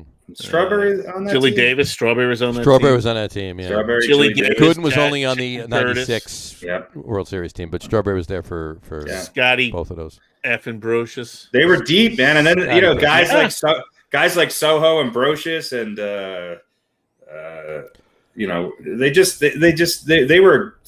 they just were clutch. Yeah. They were Mike just- Stanton. Remember him? Posada was on that team too. So. Yep. Sada, sure. Yeah. And look Damn at good the team. look at the rotation that year. I mean, your fourth best pitcher was what's his name? David Wells. Mm-hmm. Right. And then Girardi, of course, on that team. Yeah, Girardi was still on the team. Girardi was still on the team, yeah. But anyway, and then I'll give you yours, Okay. Harry. This is American League Championship. Bombs. Lost American League Championship Series, yeah. Okay. Now, mind you, the Yankees. There's a lot to choose from. I'm thinking about what my answer is going to be. The Yankees. Here's the thing, and I'll explain it afterwards. But the Yankees have only lost 6 championship series. If you go all the way back, I mean, the American League Championship Series only started, 1912. The championship series only started in the 70s. I know. Late 70s. Right? 70s. So the 3 World Series they were in. American League Championships. They've only The 3 World Championship Series. The 3 World Series they were in the 70s, 76 that they lost to the Reds, and then 77, 78. Those were the first championship series they were in. So 1980 Yankees that lost to the Royals. That was Winfield and Mattingly, right? 3-0. No, Mattingly. They weren't on the team yet. Okay. Who was 80? Oh, that was the last year that Reggie was there before he went to the Angels. Before he went out to the Angels, yeah. That was and then Winfield came the next year, right? Yep. Yeah. So the 80 Yankees, the 04 Yankees, which is obvious. Who did they lose to Seattle? The 04 Yankees. Yeah. They lost. They lost to Seattle. Yeah. No. That would be the Red Sox. They lost to the Red Sox. I know. And the 2017 Yankees that lost to the Astros. And the reason I gave you those 3 is because the other 4, the other 3, I'm sorry, ALCSs that they lost were the 2010 to the Rangers and the 2012 to the Tigers, and that was essentially the same team as the 2000, with some minor changes. That was essentially the same team as the 2004 with some minor differences, if you will. The core was the same, and then the 2019 one to the Astros. That was the 2017. The same team as the 2017. 19. Yeah. So the 1980, 2004, or 2017. Well, those. Obviously, the heartbreaking one obviously is 04. But what was the best team? The 19 team that lost. I know it's not one of our options. That was sort of an odd season, and who knows what was really doing. So I think 04. I mean, especially with the way in which it went down. I mean, that team should have won it all, and it just wasn't meant to be. Yeah. But that was the most talented out of all those teams. There you go. All right. So then we have our answers there, and we'll put these. These will be up on Facebook and Instagram too. You can comment in and let us know your picks for these as well. All right. Shall we do our top 10? Why not? Why the hell not? All right. Our top 10 tonight, folks, is top 10. Let me put it up here. Hold on. Ambidextrous pitchers. Top 10 ambidextrous pitchers that pitched. I thought it was amphibious pitchers. Amphibious. I'm sorry. Amphibious. Let me quickly revise my list. Both. Amphibious ambidextrous pitchers that pitched during the 1951 season in Tahiti. That's it. That's right. Amphibian. Exactly. Only during day games. Only during day games. Well, if you're amphibian, it's hard to see it now. Gotta love it. Folks, it's a top 10 baseball movies of all time. Top 10 baseball movies of all time. Apparently, I capitalized the F in of. I don't know why, but there you go. Top 10 baseball movies of all time. And, of course, in true Logger Room. It's no more Logger Room. In true Get On With It podcast fashion, we have 18 movies. So we'll get started on them right away. These will be drum roll. Number 18. Number 18. No, there's a four-way tie for 10th, a four-way tie for 6th, and a three-way tie for last, and a three-way tie for 4th. So here we go.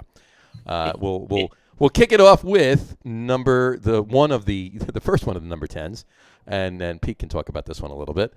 The Bingo Long Traveling All-Stars and Motor Kings. Folks, this is a 1976 American sports comedy film about a team of individuals playing in the era of racial segregation. It starred Billy D. Williams, James Earl Jones, Richard Pryor, Tony Burton, Stan Shaw, and it was released on July 16th, 1976. Pete, this was yours. This was your baby. So great movie. Saw this as a kid. Probably watched it, I don't know, maybe 3 or 4 times in my life. And great cast, kind of underrated. Surprised that at least one of you guys had never heard of it. No, actually never did. Yeah, I'm going to watch it now. I am actually going to watch this. Yeah, it's good movie, a lot of fun. A couple of poignant moments, and most things worked out well. There you go. Not every single thing, but. So number 1 of the 4 number 10s. It's Darren Aronofsky's first film, right? Sure. Was it? Sure.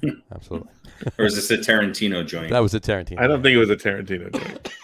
There wasn't enough blood. Wasn't enough motherfuckers in it? No, not at all. So tied for number 10, the Bingo Long Traveling All-Stars and Motor Kings. Also tied for number 10, Everybody Wants Some. I forgot the 2 exclamation points in the film, too. Everybody Wants Some. It was a 2016 American teen comedy film written by Richard Linklater. It starred great director. Starred Blake Jenner, Zoe Deutsch, Ryan Guzman, Tyler Hoechlin, I'm assuming, and a couple others and everything else. Anyway, it was about a college baseball team, players, I should say, in the 1980s in Texas. So this was your baby, Harry. Why don't you tell us about it? Well, I thought it was I just thought I liked the Van Halen song, so I figured I'd pick this. It's kind of like the Dazed and Confused of baseball movies. Okay. I think it captures that era really well, and it was his second film, and after Richard Linklater's first film, they thought, well, this was kind of a lighthearted affair for him, but it's just one of those films. I think it's really well done. I think it is truly an ensemble cast. And it's in the 70s, man. And it's just, I don't know. I think it's a good story, which happens to revolve around baseball. But it's a good film nonetheless. Yes. All right, there you go. Also tied for 10. Everybody Wants Some. Our third number 10, Rookie of the Year. Rookie of the Year was a 1993 American sports comedy film starring Thomas Ian Nichols and Gary Busey as players for the Chicago Cubs. Oh, Gary Busey. Before the head injuries, right? Absolutely. Yeah, before. Yeah. Daniel Hedaya and Daniel Stern were in the movie as well. It was released on July 9th, 1993. It was about, what was his name? Rowan Gardner. Henry Rowan Gardner. Rowan Bummer. It was an unskilled... can never get his name right. He was an unskilled little leaguer who dreamt of playing in the major leagues. He broke his arm catching a fly ball, and the doctors removed the cast. His tendons had healed a little too tight. So he was able to throw with incredible force. So the Cubs signed him, and he became the pitcher for the Cubs. So it was a cute movie. You might know Thomas Ian Nicholas, who was Rowan Gardner. He actually played in the American Pie films as well. So sure. Wilford Brimley was the catcher. Wilford Brimley was the catcher that year. Absolutely was. Yes. Yeah, this is a cute film. It was a little too Hollywood at the end for me, but that kind of kept it off my list. But it was good movie to watch. I'm pretty sure John Candy was the announcer. He was too. Yeah. So there you go. Henry's first game was a relief appearance against the Mets too. So I want to point that out as well. So anyway, Rookie of the Year type. Yeah, when he throws that the home run ball in from the left field bleachers all the way down to home plate. He threw a strike to home plate from the left field bleachers. That's a great moment. That was good. So it's a cute movie. It is. Rookie of the Year. There you go. All right. And our fourth number 10 was Summer Catch. This was a cute movie. This was pretty good. It was a 2001 American romantic comedy film starring Freddie Prinze Jr. and Jessica Biel. 2000. It was released August 24th, 2001. It's about minor leagues out in the Cape. So it has a lot to do with that. It's just one of those movies that makes you think baseball. Even though it's a lot more to the plot with a love story and everything else like that. But Freddie Prinze was he pitching in that? I believe. I think he was. I think I saw maybe part of it. It sounds familiar, but I don't think I ever. It was in the Cape Cod Baseball League. So anyway, the vaunted Cape Cod Baseball. The vaunted Cape Cod Baseball League. There you go. We're talking the guy from Chico and the Man. His son. Oh. His son. Yeah, Freddie Prinze Jr. Not Freddie Prinze. Yeah. So there you go. Also tied for 10, Summer Catch. All right, we're moving on to number 9. Number 9 is The Rookie. It's 2002 American sports drama film. Was produced by Walt Disney Pictures, starring Dennis Quaid, Rachel Griffiths, Jay Hernandez, and Brian Cox. Was released on March 29th, 2002. It's about a high school coach, baseball coach, that he promised his team that he would try out for, at 35, he'd try out for the major leagues if his team won. And they did, and it's a true story, too, of a guy named Jim Morris who debuted in Major League Baseball at age 35. So Young guy. Yep, absolutely. The Rookie, number 9. All right. Let's move on to number 8. Number 8 is Fever Pitch. Again, it was released as The Perfect Catch outside the United States, but it's a 2005 American romantic comedy film directed by the Farrelly brothers, starring Drew Barrymore and Jimmy Fallon. Was released on April 6, 2005 in Boston and April 8th, 2005 everywhere else in the United States. It's about a guy who's a teacher, falls in love with a woman, obviously Drew Barrymore or whatever, and he's just a diehard Red Sox fan and has to be at every game, has season tickets, who's been doing it since he was a kid and his uncle took him. And, what's ironic about the film is they filmed it during the 2004 season. So they had obviously no idea that the Red Sox were obviously going to beat the Yankees and then the Mariners, right? Yeah.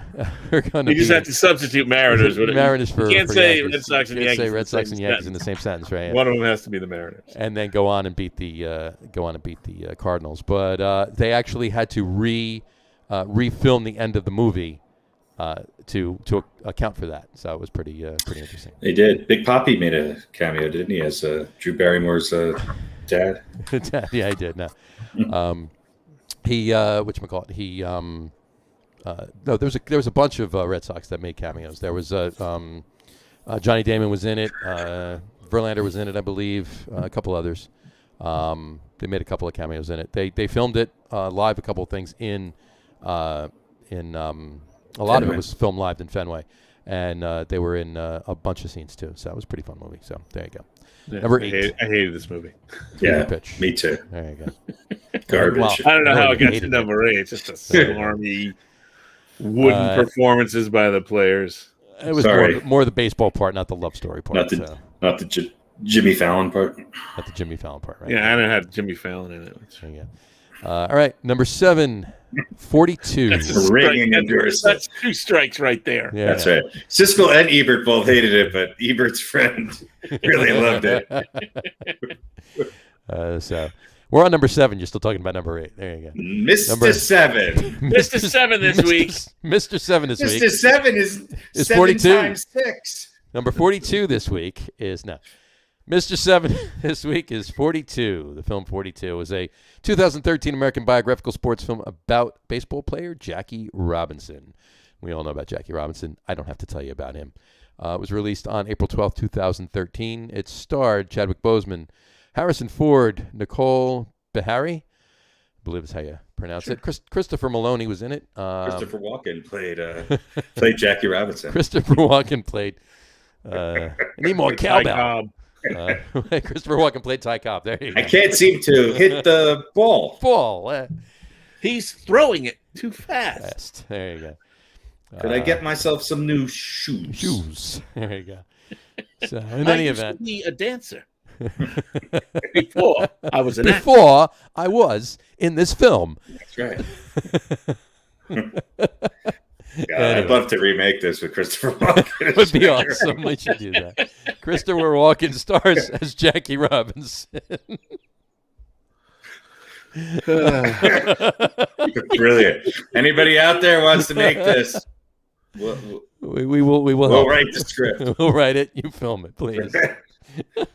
You just got to get. It's a different Jackie Robinson, obviously. Yeah. Obviously, yeah, no, totally different. 100%. We would not want to tarnish the actual reputation. Not at all. Of Jackie No. It's just a completely different movie. Our humor has nothing to do with Jackie Robinson. Please understand that. All right, number 7, Mr. 7. Mr. 7, 42. There we go. All right. Number 6 is one of 4 films tied for number 6, and we're going to start out with Little Big League. This was actually a decent movie. Again, a cute movie. I don't think I ever saw it. 1994 American family sports film about a 12-year-old who suddenly becomes the owner and then the manager of the Minnesota Twins baseball team. Stars Luke Edwards, Timothy Busfield, and Dennis Farina. Timothy Busfield. Wow. Busfield, yeah. So that's a 90s beard. If you ever... Timothy Busfield. Well, Timothy Busfield's actually in another movie on this list, too, but we'll get to that in a minute. Good for Timothy Busfield. John Ashton was in it, Kevin Dunn, Jason Robards. It actually starred a bunch of former players from baseball, and they had a lot of current players at the time in '94 in as cameos. They were there was a lot of players. Twins didn't have anything else to do. Yeah, Paul O'Neill was in the movie. Did he ever play for the Twins? No. When they played the Yankees, he was in the movie. I know he played for the Reds. Right. Did he just go to the Twins just to be in Little Big League? Ken Griffey Jr. was in the movie when they played the Mariners. That's right. And the entire rest of the 30-something cast was exactly. In it. Yeah, exactly. Right, exactly. That's a Timothy Busfield joke. Dave Magadan was in the movie. So, and that was just prior to going to the Mets, or just post going to Mets, I forget. But anyway, oddly enough, the kid's mother was played by Ashley Crow, and she's actually the mother of one of the Mets' top prospects, Pete Crow Armstrong, right now. So, alrighty, well, so she has experience in being a baseball mom. So there you go. There you go. All right, number 6, tied for number 6, Little Big League. There you go. Also tied for number 6, Moneyball. Moneyball is a 2011 American biographical sports drama film directed by Bennett Miller and written by Steven Zalian, I suppose, and Aaron Sorkin. It's based on Michael Lewis's 2003 nonfiction book of the same name. It's based on the true story of Jonah Hill becoming a relief pitcher for the Oakland A's. For Jonah Hill becoming a relief pitcher for the Oakland A's, right? It's an account of the Oakland Athletics baseball team. I can speak. 2002 season and their general manager Billy Bean's attempt to assemble a competitive team with barely any money. So it was released on September 9th, 2011, and starred Brad Pitt, Jonah Hill, and Philip Seymour Hoffman too was in the movie. And Timothy Busfield is Philip Seymour Hoffman Jr. Timothy Busfield played Philip Seymour Hoffman. That's right. Yeah. There you go. This is a pretty good movie. You know, it is a great movie. It took a few liberties, but this is a movie I haven't actually seen a lot. Right. I've seen it a couple of times, but every time I see it, I appreciate it a little bit more. Brad Pitt actually produced it. Billy Ball. I mean, this was all the rage, and I mean, look, the Oakland A's are still kind of doing this. They're still winning. Competitive team with no money. Wins per dollar. They're always leading the league. Absolutely. So there you go. Also tied for number 6, Moneyball. The third number 6, if you will, is Pride of the Yankees. This is a throwback. It's going back to its 1942 American film produced by Samuel Golden, starring, it's a tribute to legendary New York Yankees first baseman Lou Gehrig. and who died only 1 year before its release at age 37. And it starred Gary Cooper, Teresa White, and Walter Brennan. And Babe Ruth as himself. Babe Ruth played himself in the movie. Yes, he did. That's right. And Timothy Busfield. Timothy Busfield as an embryo. It was actually his dad, Anthony Busfield. That's right. That's right. Was the ball boy in this. Timothy Busfield as Yogi Berra. Exactly. It was released on, when was it released? It was released on July 14th, 1942. 42. Wow, 42. geez. There you go. Never saw it. There you go. So, Gary Cooper, great actor. Man, Yeah, that guy's, absolutely. they don't make him like that anymore. No, they don't. Or Lou Gehrig. Yeah, Or Timothy Busfield. Right, exactly. And Timothy Busfield was a hell of a first baseman for the Twins in that He movie. was. He really was. He had the best sweaters on television in the 90s, and that's saying a lot since Cosby was still around. This is true. This is true. Also tied for sixth is Pride of the Yankees. All right. And rounding out the number sixes for tonight, The Sandlot. Mr. Six. Mr. Six. 666. The Sandlot. The Sandlot's 1993 American coming-of-age sports comedy film co-written and directed and narrated by David Mickey Evans. Tells the story of a group of young baseball players during the summer of '62, and it stars Tim Geary, I'm assuming that's how you say it, Mike Vitar, Karen Allen, Dennis Leary, and James Earl Jones. That's right. I forgot Dennis Leary was in this. Very young Dennis Leary. James Earl Jones is in 3 of our top. That's right. movies. James Earl Jones plays Dennis Leary. Plays Timothy Busfield. That's right. This movie. So, this is the movie where "You're Killing Me, Smalls" comes from. That's right. It's a good movie. It is a good movie. It was released on April 7th, 1993. And it was it's a good movie. It's one of those if you're flipping through and it comes on. I mean, a lot of these movies are you leave it. Most of them, at least for a while. There's everyone. I think a lot of the country doesn't even know what a sandlot is. You know, this is sort of inner city baseball. Sure, it was released in some countries as the Sandlot Kids, not just the Sandlot. Of course. There you go. Right. So number 6, our last number 6, if you will, the Sandlot. All right, moving on. Number 5. Our only number 5. Oh, excellent. And we only have one, is The Natural. This is a 1984 American sports film based on Bernard Malamud's 1952 novel of the same name, directed by Barry Levinson, starring Robert Redford, Glenn Close, and Robert Duvall. It was released on May 11th, 1984. Who else was in it? Let's see. Kim Basinger was in it. Joe Don Baker. Wilford Brimley was in the movie. Timothy Busfield. And Joe Don Baker is the whammer. Jill Don Baker, yep. This was my number 1. I know there are a lot of people, or some people anyway, who bash this movie. They say it was smarmy or whatever. It was too. They changed the book. The book was very different than the film. Maybe that was a criticism too. They took. I never read the book. To me, the film is just brilliant looking. It's a great story. Mm-hmm. This is I don't know. This is a film. If I'm flipping and it's on, I'm watching it to the end, and I've probably seen it a bunch of. I won't, put it in. I don't own the anniversary DVD or anything like that. But this was my number 1. I don't know. It's just there's just so many good things about it. Yeah, I don't care what other people say. Absolutely, I agree with you. But yeah, it is a good movie. That it is. And like I said, and Wilford Brimley's in it. Barbara Hershey's in it. There's a pretty decent cast in this movie. But it was nice patch, Olson. Why don't you try putting it over your eye? There you go. It was a good film. So number 5, The Natural. Let's move on to, we have 3 number 4s. So we'll start with the first one. Bad News Bears. And folks, we can't stress this enough, the original 1976 film, The Bad News Bears. 1976 American comedy film directed by Michael Ritchie and written by Bill Lancaster. Not Burt Lancaster. Bill Lancaster. Right. Stars Walter Matthau as an alcoholic ex-baseball pitcher who becomes a coach for a youth baseball team known as the Bears. Alongside Matthau, the film's cast includes Tatum O'Neal, Vic Morrow, Joyce Van Patten, Ben Piazza, Jackie Earl Haley, and Alfred W. Luter. It was released on April 7th, 1976, and this was a movie that I watched a lot back then. It was a good movie. I just watched it the other day. It was on, and I don't think they could. It would never get made today. Would get made today, and nope, but this was I think this was your number one, wasn't it? My number one. This is one of my favorite films of all time. It's right up there with Slapshot as my number one sports movie of all time, and it's just really, really well done. And Walter Matthau is absolutely amazing in this. And I will say this: the remake of it, Billy Bob Thornton was great, but the original is still just.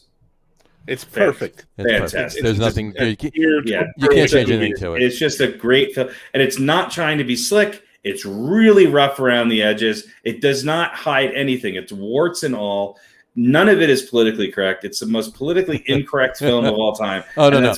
There's a couple of films that are more politically incorrect than this. Well, but I mean, it's probably the most politically incorrect baseball film. Let's put it that way. Well, some of the quote, but I think what makes it even more worse is that you got 11 and 12-year-old kids saying these lines. Yeah, okay, I'll give you that. I'll give you that. Yeah. All right. And I also think that it was one of the first films really to say, you know what? At this age, a lot of times the best player on your team is a girl. Yeah. And is a female, and she's a lot smarter and a lot better than anybody else on the team.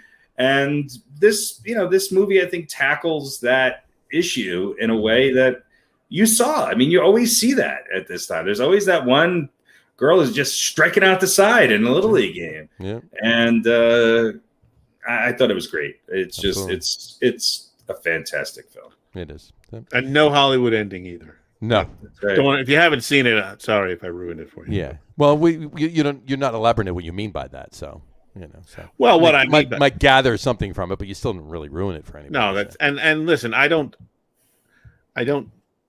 dislike every film where everything turns out okay, but I definitely have more affection for films where there's a sense of reality, where it fits the story better, right? When everything doesn't work out okay. Sure, absolutely, I agree.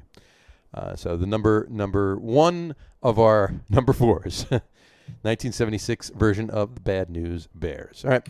Moving on to the next number four, it would be 8 Men Out. 8 Men Out is a 1988 American sports drama film based on Elliot Osinoff's 1963 book, 8 Men Out, the Black Sox in the 1919 World Series. It was written by John Salas, and it's a dramatization of Major League Baseball's Black Sox scandal, which 8 members of the Chicago White Sox conspired with gamblers to intentionally lose the 1919 World Series. Much of the movie was filmed at the Old Busch Stadium in Indianapolis, Indiana. It was starring John Cusack, John Mahoney, Michael Rooker, Clifton James, Michael Lerner. Christopher Lloyd was in the movie. Charlie Sheen was in the movie. David Strathairn was in the movie, and D.B. Sweeney. Timothy Busfield. He was not, no. The ghost of Timothy Busfield. Exactly. And it was released September 2nd, 1988. There you go. 8 Men Out. Good movie. I always say this, you got to watch it. A little slow going in the beginning, but stick with it. About half an hour or so into it, it'll start to. You got to get through about the first 35 or 40 minutes. Yeah. But it's worth it. You have to, and it helps if you're interested in the subject matter. Sure, absolutely. And of course, it's a movie, so they take some liberties. But if you will get some education. You will. What actually happened during that scandal. It is not completely fabricated. It is not completely Hollywoodized or anything like that. Absolutely. It's not a documentary by any means, but it's I think it's a very underrated film. I think it went really under the radar when it came out. It's sort of grown in its reputation since the release. I mean, I don't ever remember it coming out in the theaters. Of course, that doesn't mean much. I wasn't really paying attention, but having seen it multiple times since, I thought it was a great film. Yeah, I think the slow start kind of put a damper on things. I'm sure the critics, I don't think the critics thought very much of it. And had they released it in the spring of '88, might have been better because they released it right at the beginning of football season. In '88. So not that should matter, but I'm not saying it's a joke. I'm serious. It just needed It needed a jaunty little number by Bryan Adams or Everything I Do, I did for the gamblers. Kenny Loggins or something. Right, exactly. Yeah. So there you go. All right. Second number 4, 8 Men Out. And our third number 4, but by no means last number 4, could have been higher. Really great movie, A League of Their Own. right there. It was a 1992 American sports comedy drama film, or a dramedy, if you will.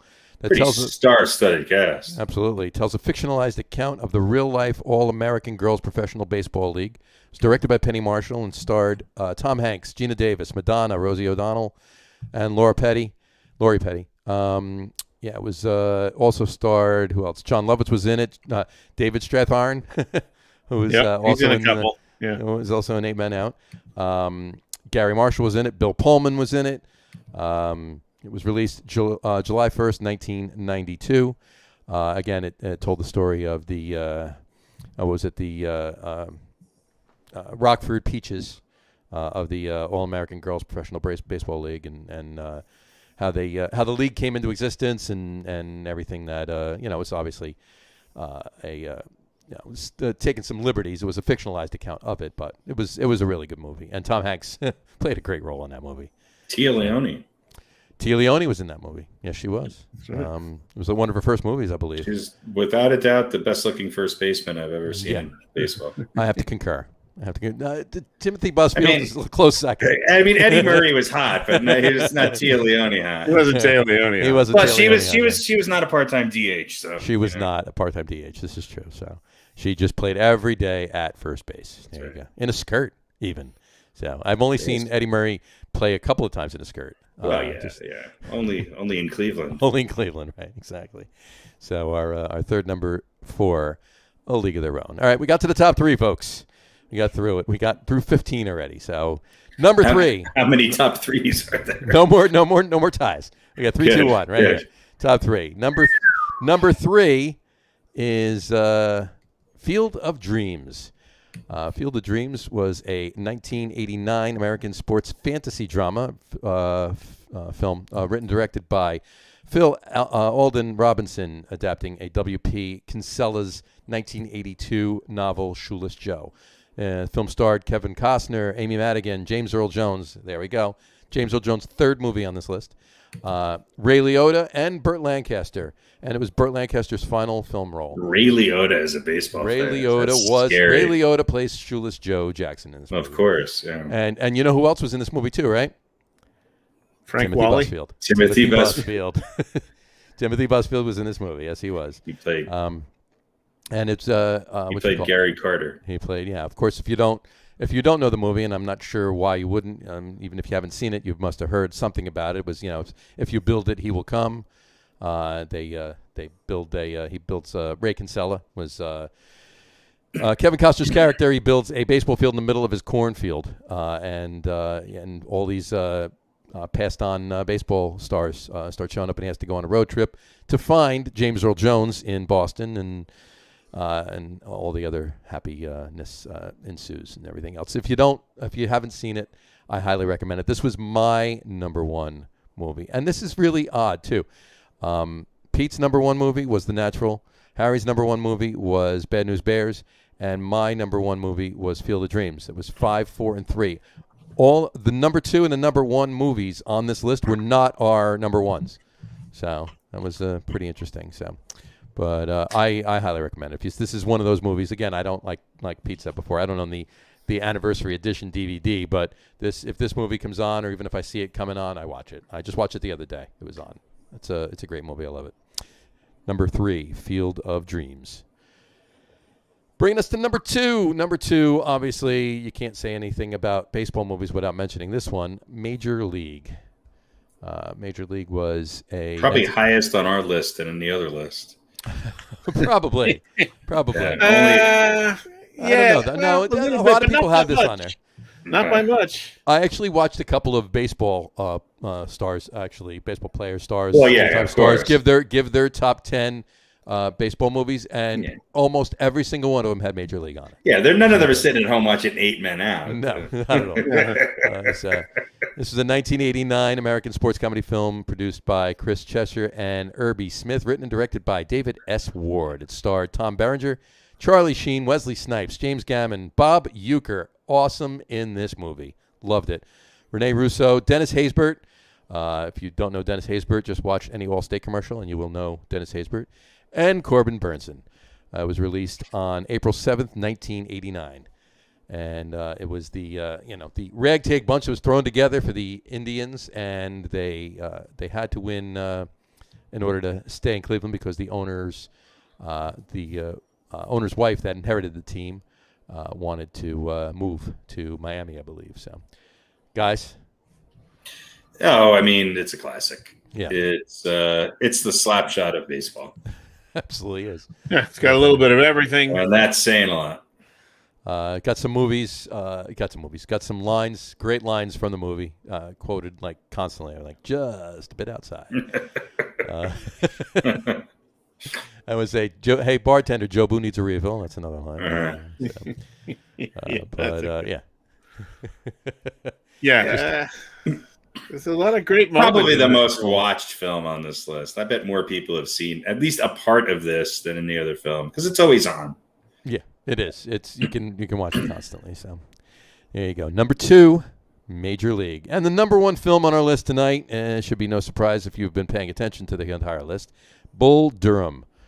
Bull Durham is a 1988 American romantic comedy sports film, partly based upon the minor league baseball experiences of writer-director Ron Shelton, and depicts the players and fans of the Durham Bulls, a minor league baseball team in Durham, North Carolina. Stars Kevin Costner as Crash Davis. Also stars Tim Robbins as Ebby Kevin Nuke LaLoosh. And, of course, stars Susan Sarandon and Trey Wilson, Robert Wall. A lot of stars in this movie. It's a really good movie. It was released on June 15th, 1988. And one of the funniest scenes I liked was when they're having the powwow on the mound and they're just out there forever. And the Robert Wall's one of the bench coaches. He comes out. Robert what are you Wall. doing? And he says he's going around talking. He says, we're dealing with a lot of shit out here. So anyway, just a good movie. And it's one of 3 movies. Baseball movies that Kevin Costner is in. 2 of them on this list, obviously, the other one being Field of Dreams, that was just on. And, of course, For Love of the Game, I think was the other one. And Waterworld, right? Waterworld, yes. Yeah, they have an underlying baseball theme. Underlying baseball theme. Underwater baseball theme, actually, right? So, anyway. So, guys, Bull Durham, anything? I mean, 2 words, Susan Sarandon. Susan Sarandon. There you go. She's amazing in this. And it says one of the... No, sorry, go ahead. I mean, I'm not a huge Kevin Costner guy, but he's good in this. Don't get me wrong. But I feel like this is more of an ensemble cast than it's credited for. But Susan Sarandon is amazing, and I think her character really captures what at least used to go on a lot in these small town minor league. The towns sort of revolve around these minor league teams, and it's no surprise that I think there's better drama when you're in these small towns and talking about, whether it's a minor league hockey or baseball team. It's more captivating because it's so much of the focus of what goes on culturally in these in these areas. Probably something that changes. Right. I mean, it comes around every year, but you have the baseball season and it's excitement and how are they going to do and this and that, and then the rest of the year you have whatever. Farming or mining or whatever else is going on there, yeah, exactly. Right, which is not the and it's got I forget who the forget the name of the actor who plays the manager. That was Trey Wilson. Well, okay, pretty sure. This to me one of the best looks when he says to Robert Wall, what's gotten into LaLoosh. And he goes, he's wearing garters and breathing out of his eyelids like a Galapagos lava lizard. The lava lizard in the Galapagos Islands, yeah. Yeah, just the look he gives him is just, it's a bit, right? It's like an old vaudeville classic comedy bit, that look. And it's one of the best ones ever done, captured on film. It was really good, too. And Kevin Costner comes out with one of the best lines about baseball, and you can't really deny that it's true. Baseball is an easy game. You throw the ball, you catch the ball, you hit the ball. Sometimes you win, sometimes you lose, sometimes it rains. There you go. Yeah, that's right. There's not much more you can say about it. It's pretty cut it right down to bare bones with that. Yeah. So our number 1 movie on our top 18/10 list tonight, Bull Durham. There you go. All right. That brings us to The end of the show, folks. The end of the show. Now that brings us to our segment of Old Balls. Old balls. Harry, tell us who this week's Old Balls recipient is. Well, look, we wanted to fill this spot up. This isn't old, really, at all. But since we're talking about the best baseball movies of all time, I can honestly say this is one of the best TV series done in the last 5-10 years, and it just happens to be revolving around baseball. Sure. And it's none other than Brockmire, which is a comedy which stars Hank Azaria, which follows a Jim Brockmire, who is a famous Major League Baseball announcer who has a very public meltdown on the air and is forced to sort of start over again in the minor leagues, going to numerous small towns where he meets up with Amanda Pete's character, Jules James, who's the owner of the Morristown Frackers. And he also meets up with Charles, who's played by Tyrell Jackson Williams, who is the new generation of baseball and heads up the digital media and webcasts and things of that nature, which are entirely foreign territory for the very old school Jim Brockmire. This is, like I said, baseball aside, this is, I think, the funniest series I've watched on television in a very, very, very long time. It was a little bit short-lived. I think it sort of suffered a little bit in the last season, I think only because they had to scramble knowing that it was canceled. I don't think it got all of the it got great ratings, but it was pretty well critically reviewed. And Hank Azaria is one of these guys who I think is incredibly underrated. He's known more probably as a voice actor. I think he's probably voiced 25, 30 characters on The Simpsons. But he is excellent in this.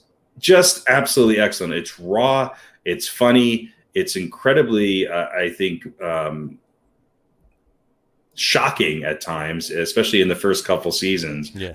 And you don't really know where things are going to go. And it's real, and it's brutally real, and it's really well acted. It's got a pretty good cast of people, and and there's also a bunch of people who do guest spots as themselves, including a very self-deprecating Joe Buck and George Brett. So it's worth checking out. I'd highly recommend it. And we're talking about baseball movies. This isn't necessarily a movie, but it could certainly read as one. And it was. It's much more than movies, because each episode was an hour long, and there was 4 seasons with 8 or 10 episods in each. Yeah, it was on IFC. Yeah, it was on IFC. It was really well done. I think the character stemmed from a Funny or Die sketch that Hank Azaria did, based on this Jim Brockmire, who's this kind of old school baseball announcer, who has that kind of classic, is it Southern, is it not, sort of baritone announcer voice, and he just does an incredible job in this. I wish I wish it could have had a little bit of a better longevity and maybe had a slightly different story arc, but it's still worth watching. The first 3 seasons are absolutely spectacular. They are. I watched them. I watched them when it was on, and I've watched them again since. It's really good. So this week's Old Balls. Old balls. Brockmire. All right. Cool. Jim Brockmire. He walks the line between caricature. Oh yeah. And he goes for that, that sound. Mm-hmm. But he doesn't step into the sound. Yeah. Exactly. He doesn't step into it so much that you go, oh, it's ridiculous. Right. He's a phenomenal performer. He really is. And who's his favorite in real life? Who's his favorite baseball team? Probably since he was born. Since it petered out right at the very end. I'm guessing he's a Mets fan. He's a Mets fan. Yeah. since he was born in Queens, he's a Mets fan. Yeah, there you go. So. Poor guy. There you go, Jim Brockmire. And, Hank Azaria is a Mets fan. I don't know what Jim Brockmire is.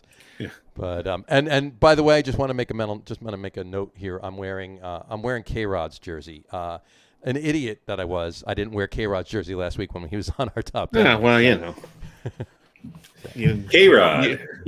Wasn't he played? He was played by Timothy Busfield. He was played by Timothy Busfield in the 2014 season for the That's right. For the Mets. Right, exactly.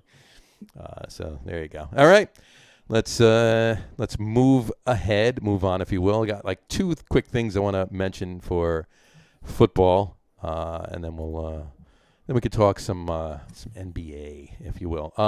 Just want to say one thing. NFL analyst Greg Cosell, not Cosell, but it's Cosell, I think actually it's pronounced. He was quoted as saying the Giants are the most balanced team in the NFC East. Thoughts? Yeah, they have like the best balance between interceptions and fumbles. Right, exactly.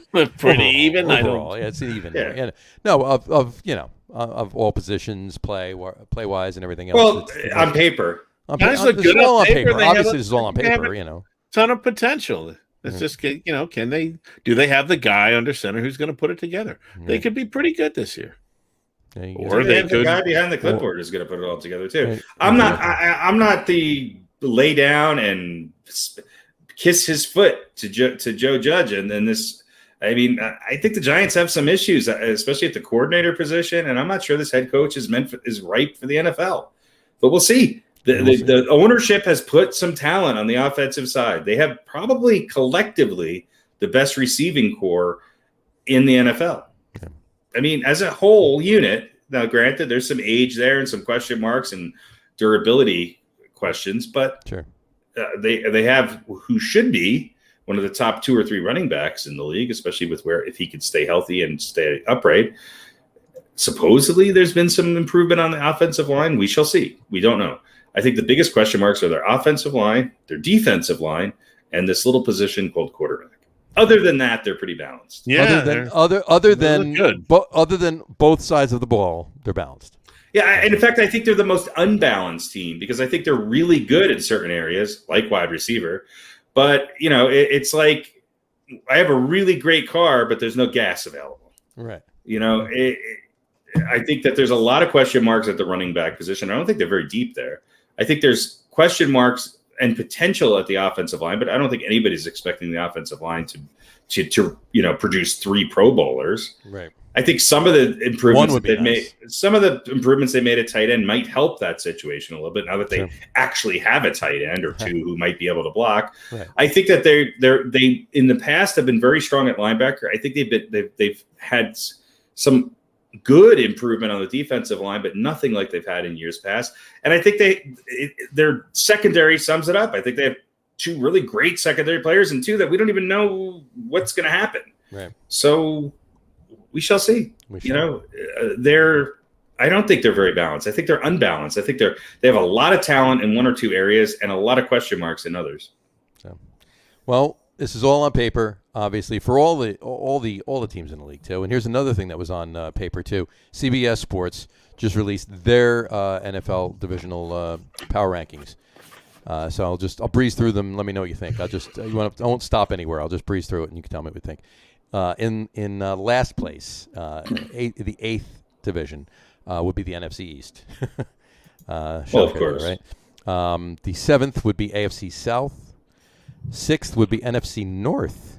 Oddly enough, that's odd, but okay. 5th would be NFC South.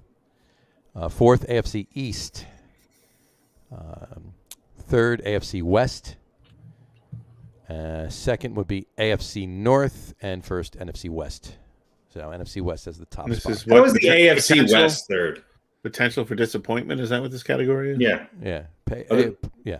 AFC West is 3rd, and not they're third best. Third best out of the entire league. Obviously, the power rankings. Power rankings, yeah. How are they picking that? That doesn't make any sense to me. I know. Well, they're saying that the AFC North is more powerful than the AFC West. Well, yeah, I agree, but I don't even think the AFC West should be 5th or 6th on that list. I think. Oh, I see what you're saying. I mean, I go more north. What team is? I don't even know what teams are in these divisions. Well, what team in the AFC West is even going to be in the top 6 in football? I guess I just guess they're looking at the Chiefs and then leaving it at that. The Chiefs. Yeah, that's about it. Yeah. So that's all you need. Well, I mean, the Chargers have an opportunity to be a little bit better than they were last year, and they weren't that bad last year either. With the Broncos kind of stink. The Raiders are a question mark. Raiders are a question mark, but who knows? I guess they got a lot of potential. But I mean, you know what? I mean, are they better than the AFC East, or is the AFC East better than? No, they're better than the AFC East. And are they better than the AFC South? Yeah, probably. Yeah, okay. It's only 4. Yeah. Well, you can kind of say, if you look at the West, maybe they overachieved a little bit. Some teams in the East kind of, I think they're underachieved a little bit. I don't know. But is Buffalo better than? I mean, you got Buffalo and San Diego, so the Chiefs put you over the top. So right. Okay, there you go. All right.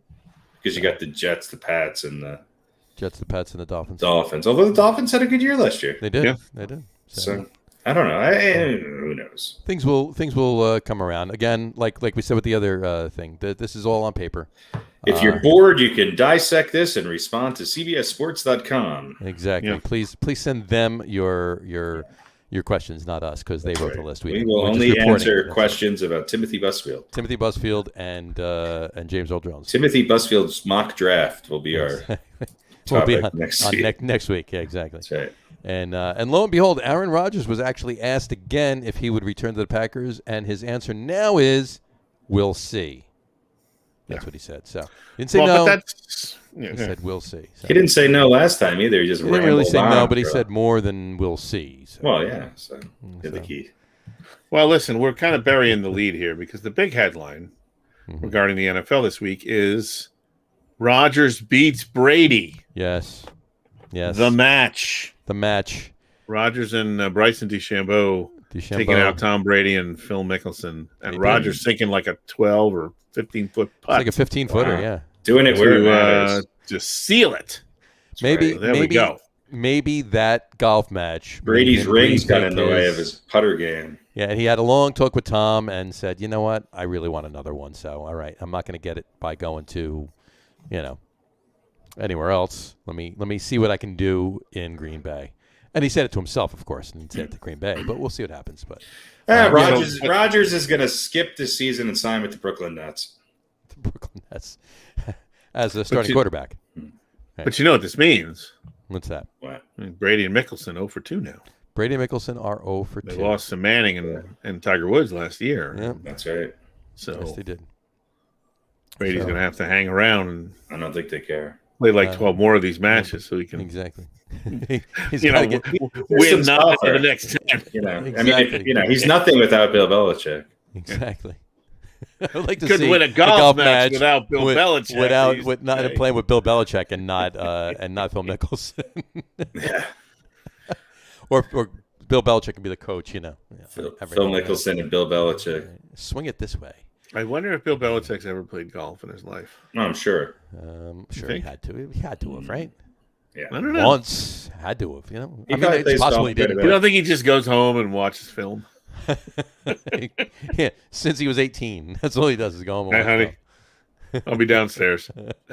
Bring me a sandwich, would you?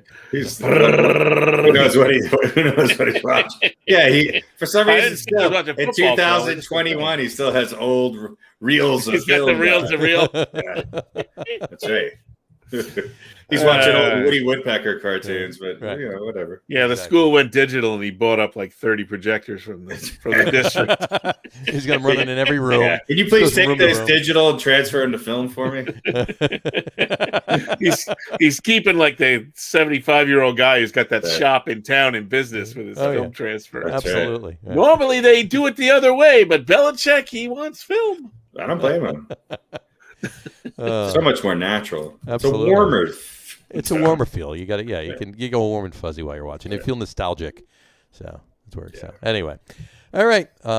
We will in a couple weeks. We're going to start our quiz. Move it to football. So should be interesting. So all right. Let's move this NBA. Let's move this party onto the NBA. What do you think? I think the Tom Brady golf match probably got higher ratings than the first game of the NBA Finals. Well, what are you maybe saying? not the first half. I bet the first half probably had. Number one, it was on a day where all of the United States was hungover, and I don't think people even knew it was on. And everybody thought that Antetokounmpo wasn't going to play. And I think it was like 3 minutes into the first quarter when they announced, oh, yeah, Giannis is going to play today. In fact, he's been out there since the start of the game. He's been out there for 3 minutes, yeah. Yeah, well, are you trying to say that there's not a lot of viewership in Phoenix and Milwaukee? No, look, I think this is a good thing. And I have not been his biggest – I do still think that a lot of the Chris Paul worship is overdone in some ways. But Chris Paul has had a great year. He's stayed healthy, and I hope he does. He's got maybe only 3 games left. Stop jinxing him. But, this is – people talk about depth in basketball. This Phoenix, I've been saying this a long time. I've been saying this for 3 years now that I thought Phoenix was really going to emerge. I didn't think they'd be in the finals this quick, but they have a really balanced team, and they have 2 incredible all-stars in Devin Booker and DeAndre Ayton. And yes, Chris Paul had an incredible game, and he has certainly made this team a lot better. They do have a big 3, and that big 3 played really well. Having said that, they held home court in a game that you kind of thought they would hold home court, and that the Bucks kind of have to readjust now again to having Giannis back on the court. Right. I know this sounds odd, but I think the Bucks are a better team without Giannis on the floor. And it's because he puts up great numbers. He had 17 rebounds last night coming back from a really nasty-looking injury.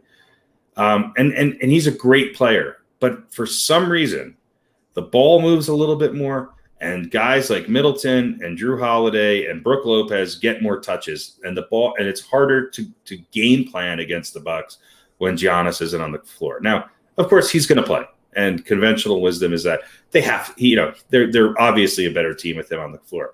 If you watch last night and the game that they got blown out in the game that Giannis got hurt, and the 2 games that they won without him, you tell me what team is better.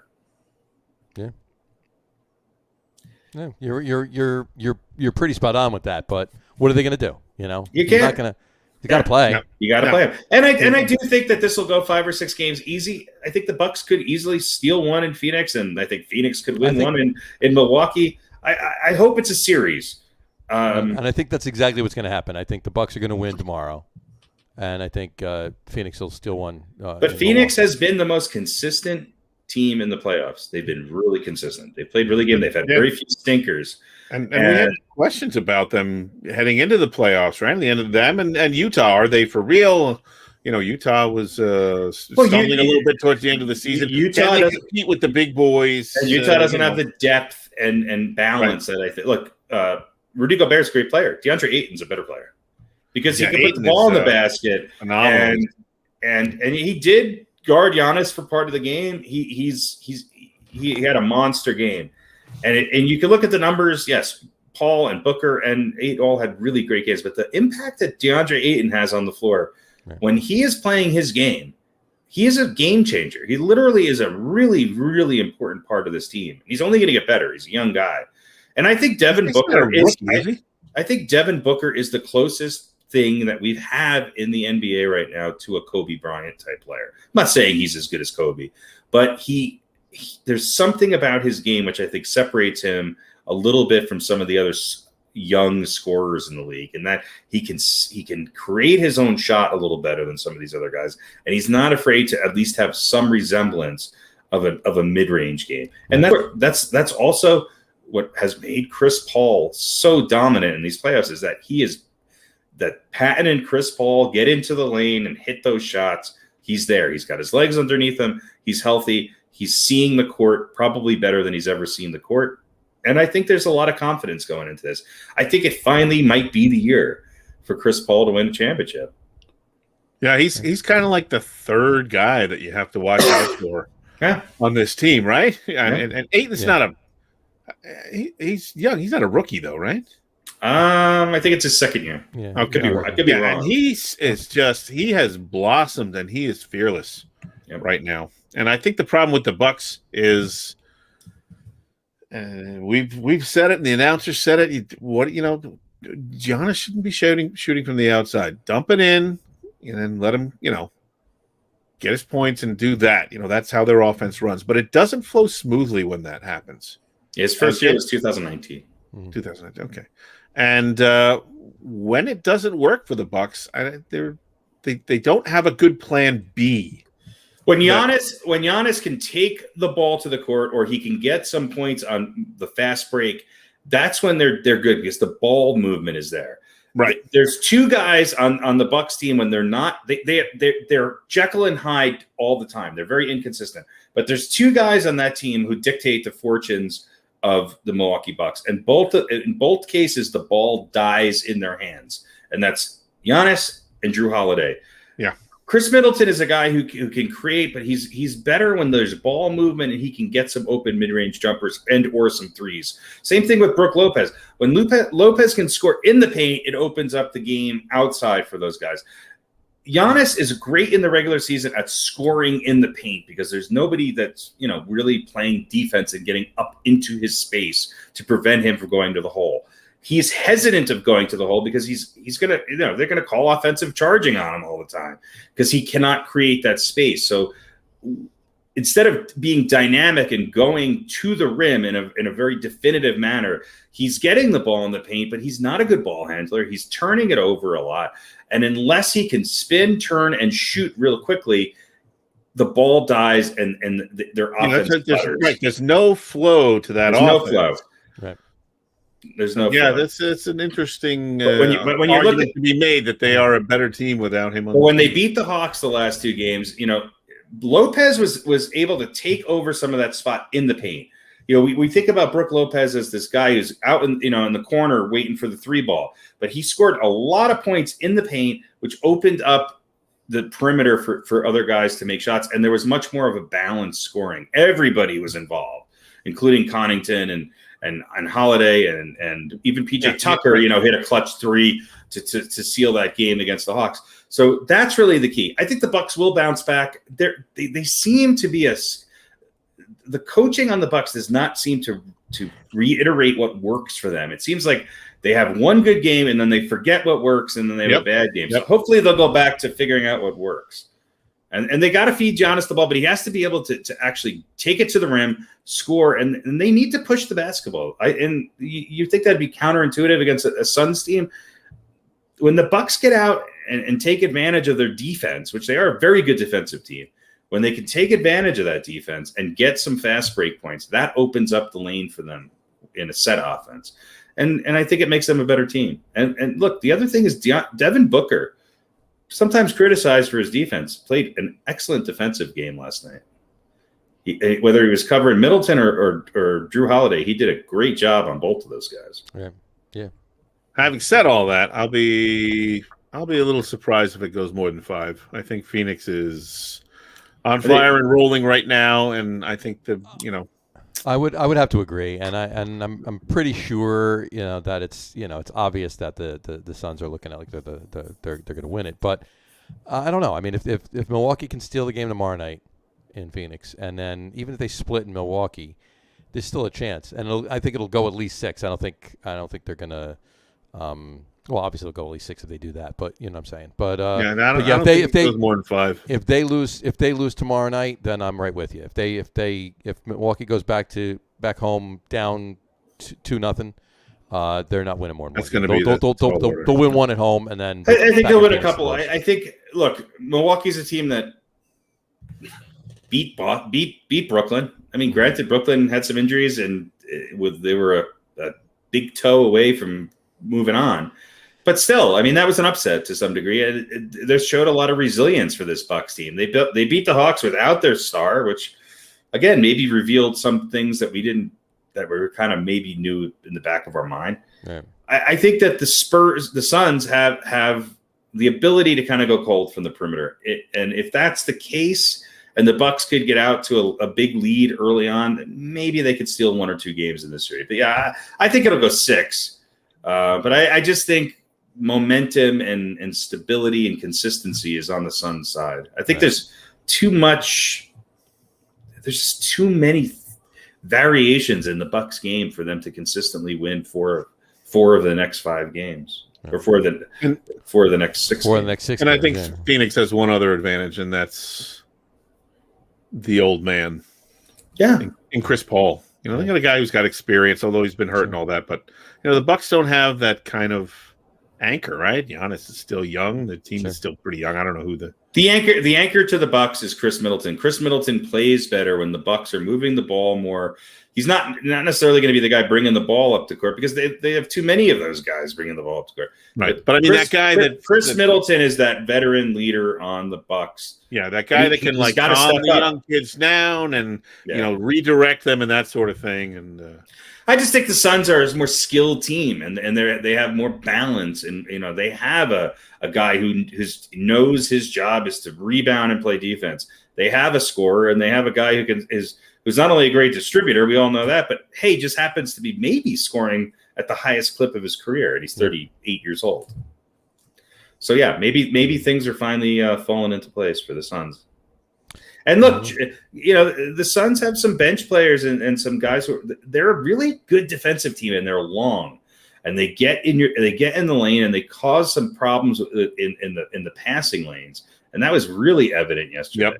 Yeah. Even when the Bucks started to make a little bit of a run towards the end, there was 3 or 4 trips down the court where the ball was tipped, stolen, or knocked out of bounds and disrupted the Bucks' momentum. And the Suns were able to turn that into points. And that's what championship teams are made out of. Sure. So we talk about the Suns and their offensive prowess. What separates them from a lot of the other teams in the West is that they're a really good defensive team when they want to be. Yeah. Well, let's hope for some exciting games. That's all. It should be exciting. I hope it is, and I hope it goes. I hope it does go at least 6, so we can see some. And look, I mean, if you're talking about 2 towns who are actually really big sports towns, I mean, and who, of course, Milwaukee's had Green Bay and the Packers, but the Bucks have not been in the finals since 74. Yeah, and the Suns have not been in the finals in 30 years, 34 years, something like that. 34, 35 or something. Yeah, so this is good for basketball. It really is. It is. And I think it's good if people are watching it on these national televised games to see some of these guys. Because look, a guy like Devin Booker is going to be the face of the NBA for a long time to come. And a lot of people probably don't know who he is. Yeah. It was the same thing when Walter Davis played for the Phoenix Suns. It was a phenomenal player, but nobody knew who he was because he played for the Phoenix Suns. So I think it's a good thing. We'll see. They'll all be playing for the Brooklyn Nets. They'll be playing for within a few years. They'll be playing, and they'll still lose. Yeah. All right. Let's roll it up to round it up with a little bit of hockey. We got a game going on right now. Still 1-0. It is still 1-0. Still 1-0. The third period just started. It looks like it could be the end, but you never know. Well, it's only 1-0. So I mean, the Canadians won in overtime the other night. So, well, the Canadians came out and kind of got a little rough and tumble and said, hey, do we want to keep playing here, or are we going to roll over? And I thought maybe that would carry over into tonight's game. Look, I'm definitely pulling for the Canadians, but we'll see what happens. The Lightning are the best team in hockey, and they have been for many years now. Yeah, you're right. You're right. I mean, it's kind of obvious, but it would, to make it a series, Canadians win it, at least, get it to a game 6. But we'll see what that. Yeah, that would at least be respectable. Right. Yeah. But I hate when a team, does as well, beating up on a couple of really good teams to get there, and then they only win one game. And look, this is good for hockey. The fact that we have an entire generation who didn't know that the Montreal Canadiens were a dynasty, and that thought about Anaheim and Tampa Bay before they thought about Toronto and Montreal as far as hockey towns. Right. It's good to see the Canadiens back in the finals. That's for sure. Yeah. It is, and not being an Islanders or a Rangers fan, I don't really have any hate for the Lightning. They're a very exciting team to watch, and I'm not rooting for them because it's the Canadiens. But if it was anybody else other than, I don't know, maybe the Maple Leafs, I probably would be rooting for Tampa Bay. I mean, sure. With a few exceptions, but right. Gotcha. Not I can't stand the Lightning, man. I only say that to my friends who live in Florida. So. Well, I mean, it could be over tonight. If they win, it could go a little longer. I hope it does. I hope they win at least another game. It would be make it interesting and a little bit more. props for Montreal, if you will. But either way, when we do our show next week, we'll have a new Stanley Cup champion. So we'll have to check that out. There we go. All right. Anything else you guys got? Some good Wimbledon today. I mean, maybe not the most competitive of matches, but I think we're seeing maybe the end of Roger Federer, and I think we're going to maybe hopefully see Novak Djokovic maybe start to finally get to the all-time top, and I think we're going to have to start to talk about him as one of the greats of all time, if not the best. Yeah.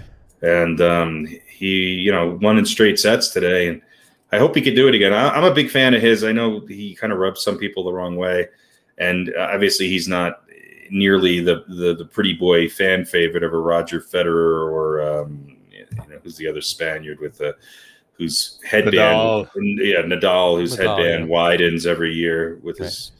But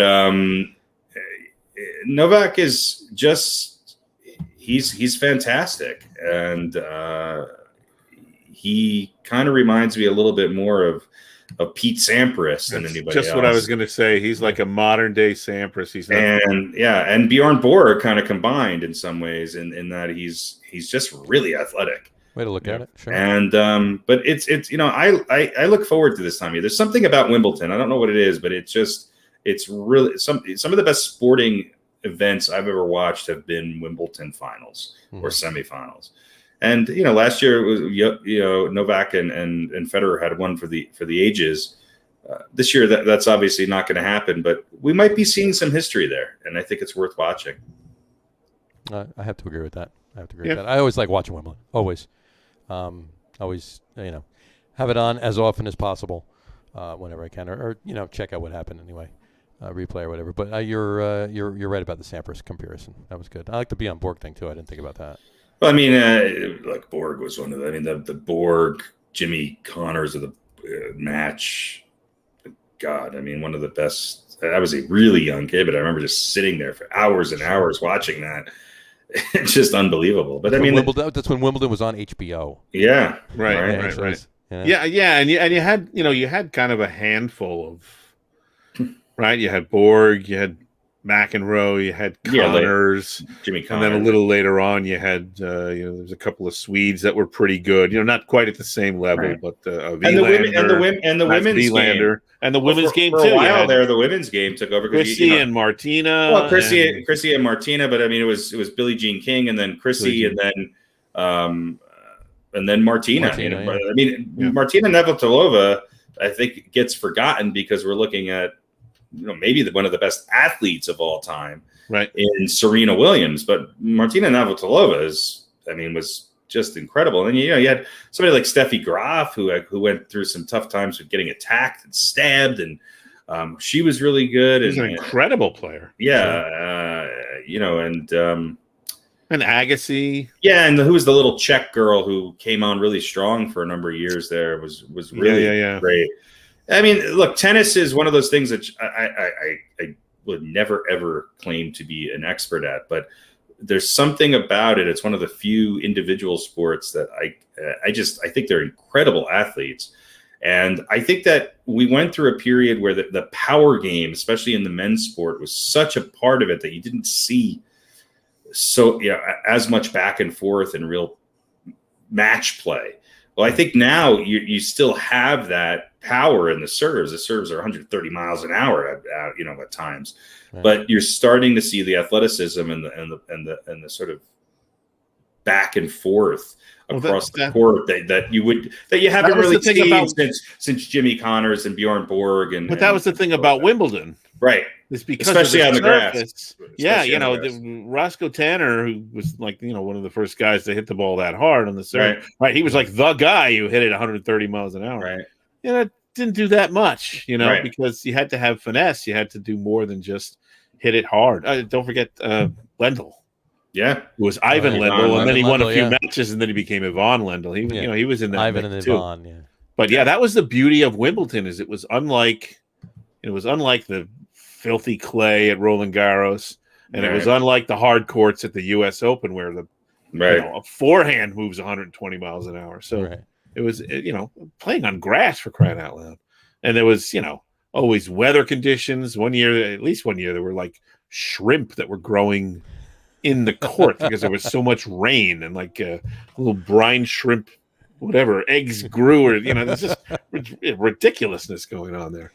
So Martina Hingis is who I was thinking. Hingis, yeah, Martina Hingis, yeah, I forgot. Yeah, and I mean there were a lot of it was the 45 career titles. She had 5 Grand Slams. I mean, she was really, really good for a period of time. Then she had some injuries and she was, by comparison to a lot of the players, she was kind of slight. Right. She wasn't as big and athletic as some of these other players. Sure. But the best name ever in all of sports, Yvonne Goolagong. Yes. Goolagong. Yes. Yeah, and you had like a bunch of guys like Michael Chang. Yeah, of course. And Jim Courier, who was a little bit later after sort of that heyday. But Courier was like number 1 in the world for like 2.5 years or something outrageous like that. And Pete Sampras, who was the Tim Duncan of tennis, just really good. Right. Not glamorous. Not glamorous. Not make the ladies swoon. Well, I don't know. I mean, he just seemed not like publicly anyway. Yeah, he just seemed right. No, but I'm saying his image and certainly the way he was marketed, he was just a incredibly talented workaholic. So. Sure. Yeah. All right. So I don't know. That's some good tennis. Well, I think Monday will be is Monday the men's? I don't know. It'll be soon here. Yeah, it used to be always on the 4th of July, weather permitting. Right. Champagne and something else. It's the 8th, right? Champagne and cheese or something. I don't know. Champagne and tapioca. Champagne and tapioca. I don't think that was it. Champagne and goat cheese from Champagne and Roland Garros. Champagne and Ritz crackers. That's right. With a little cheese whiz. Yeah, something that you had on because we used to watch on the 4th of July and watch the final. Champagne and strawberries. I mean, if they combine Wimbledon, I mean, there's nothing that says more that can summarize what goes on in the United States versus the UK better than what our top events are on July 4th. Yeah, you have Wimbledon and the hot dog eating contest. Can't beat it. You can't make this up, and you can't beat it. And you have to wake up at 6 a.m. to watch either of them. Oh, you gotta love it. Well, on that note, we'll. Yeah, it's just one other thing. Sure. You mentioned Kobayashi before. All right. Yeah. Right. There's I think it was a 30 for 30 on Kobayashi. On Kobayashi and Chestnut and their rivalry. And, I didn't know that. I got to see that. You watched it? Yeah, it was really, really good. Oh wow, really, really good. And then you really kind of got to know a lot. It was more about Kobayashi than anything else. Now, do you get to pick sparkling or flat water for your dunking? I mean, do you get a choice? You can choose whatever you want. Yeah. Right. Well, one guy was drinking. It looked like Gatorade. Was there some sort of a? How many gastroenterologists are on and cardiac? Just think about how do you 76 hot dogs. They got to get rid of them. the guys who win are small. It's not like it's not like no, a it has nothing to do with. winner. I'm just how does your body process that? Well, I mean, it's all in the stomach muscles. I mean, these guys are but I mean, after it's in there. Oh yeah, well, they got to get rid of it. Right? They got to get rid of it. They have to go right. You can't get rid of it. How they throw it up? Sure, I would think so. That's the dirty little secret of the. I'll tell you the thing about the documentary is. I think they're on the bowl until July 3rd of the next year. Is the head of they eat one day and then. Yeah, no, because they have all. Are there any pizza competition? Right, and there's That's what I was going to ask. There's a whole tour. What's the Grand Slam tour of competitive eating? And are there any other hot dog events? Well, I happen to personally know somebody that won the pizza eating contest, and the pizza eating contest at the time was 5 slices of Ray's pizza from New York, and also the same person won the McDonald's battle. That same year, and that was 2 Big Macs, 2 supersized fries, a 20-piece nugget, and 2 chocolate shakes. Yeah, those are not sanctioned events. Those numbers are inflated. There's not inflated because I was there. There's a whole tour. And I watched you. Well, I'm sorry, I gave it away. I want to go to one of those places where they give you the pizza that's 3 feet across, Right. and like you have whatever 2 hours. There is some show, Man versus Food or something. versus like Food. that. Oh, Adam Richman. And that watching, even when that guy's not eating, I feel at ill ease. There's something about him. I like him, but there's something about him that makes me feel uncomfortable. And then you watch him in these situations, and it's the most uncomfortable show on television. Having said that, I watch it all the time. Yeah, he was not the original guy. Right. It was that guy looked like it was Ricky something. I think he looked like he was going to destroy the food. Yeah. Adam Richman looks like he'll be lucky if it. he survives. Yes, he's frightened of the hot wings. Yeah, the hot wings do him in. They definitely do. He's he just I don't know. Well, You he's want a some ginger, guy right? who's He's just- a redhead, right? You just want some big oof who's going to go in there and just He was a pick up blonde. the table hot and sauce eat it changing too. to red. Hot sauce changes hair. Yeah, he looks like he lost a bet, and he's got to go do this now. He doesn't really want to, but I don't know. I think the he can only original do host was the original host was Giada De Laurentiis, but she went on to bigger and better things. She went on to other things. Yeah. Right. Anyway. All right, there you go. Wimbledon and competitive eating. No other show puts those things together. And wraps up the show with doing it. Yeah. That's the best part of it. So. Yeah, I mean, look, We saved the best for last. If you nothing. bailed Right. after baseball, big mistake. Spare no expense. Absolutely. right. Top 10 competitive eaters. I mean, If you heard a couple That's things next about football and decided to tune out, you blew it. You blew it. Right. You blew it. This was the time to be tuned in till. So Kobayashi, I mean, absolute hero. And I got to watch that 30 for 30. That's for sure. Yeah, I'm pretty sure it was a 30 for 30. So, It was really good. Cool. It might just be a documentary that they made. I mean, it's going to be, they're going to have to, they're going to come out and find out that somebody's using foreign substances in their water to help grease their gullet or something. Somebody's putting spider tack on the other guy's buns so they don't slide down as easily. Oh, wait. Which buns? Yeah. Well, yes. Always dip your bun in water before you slide it down your throat.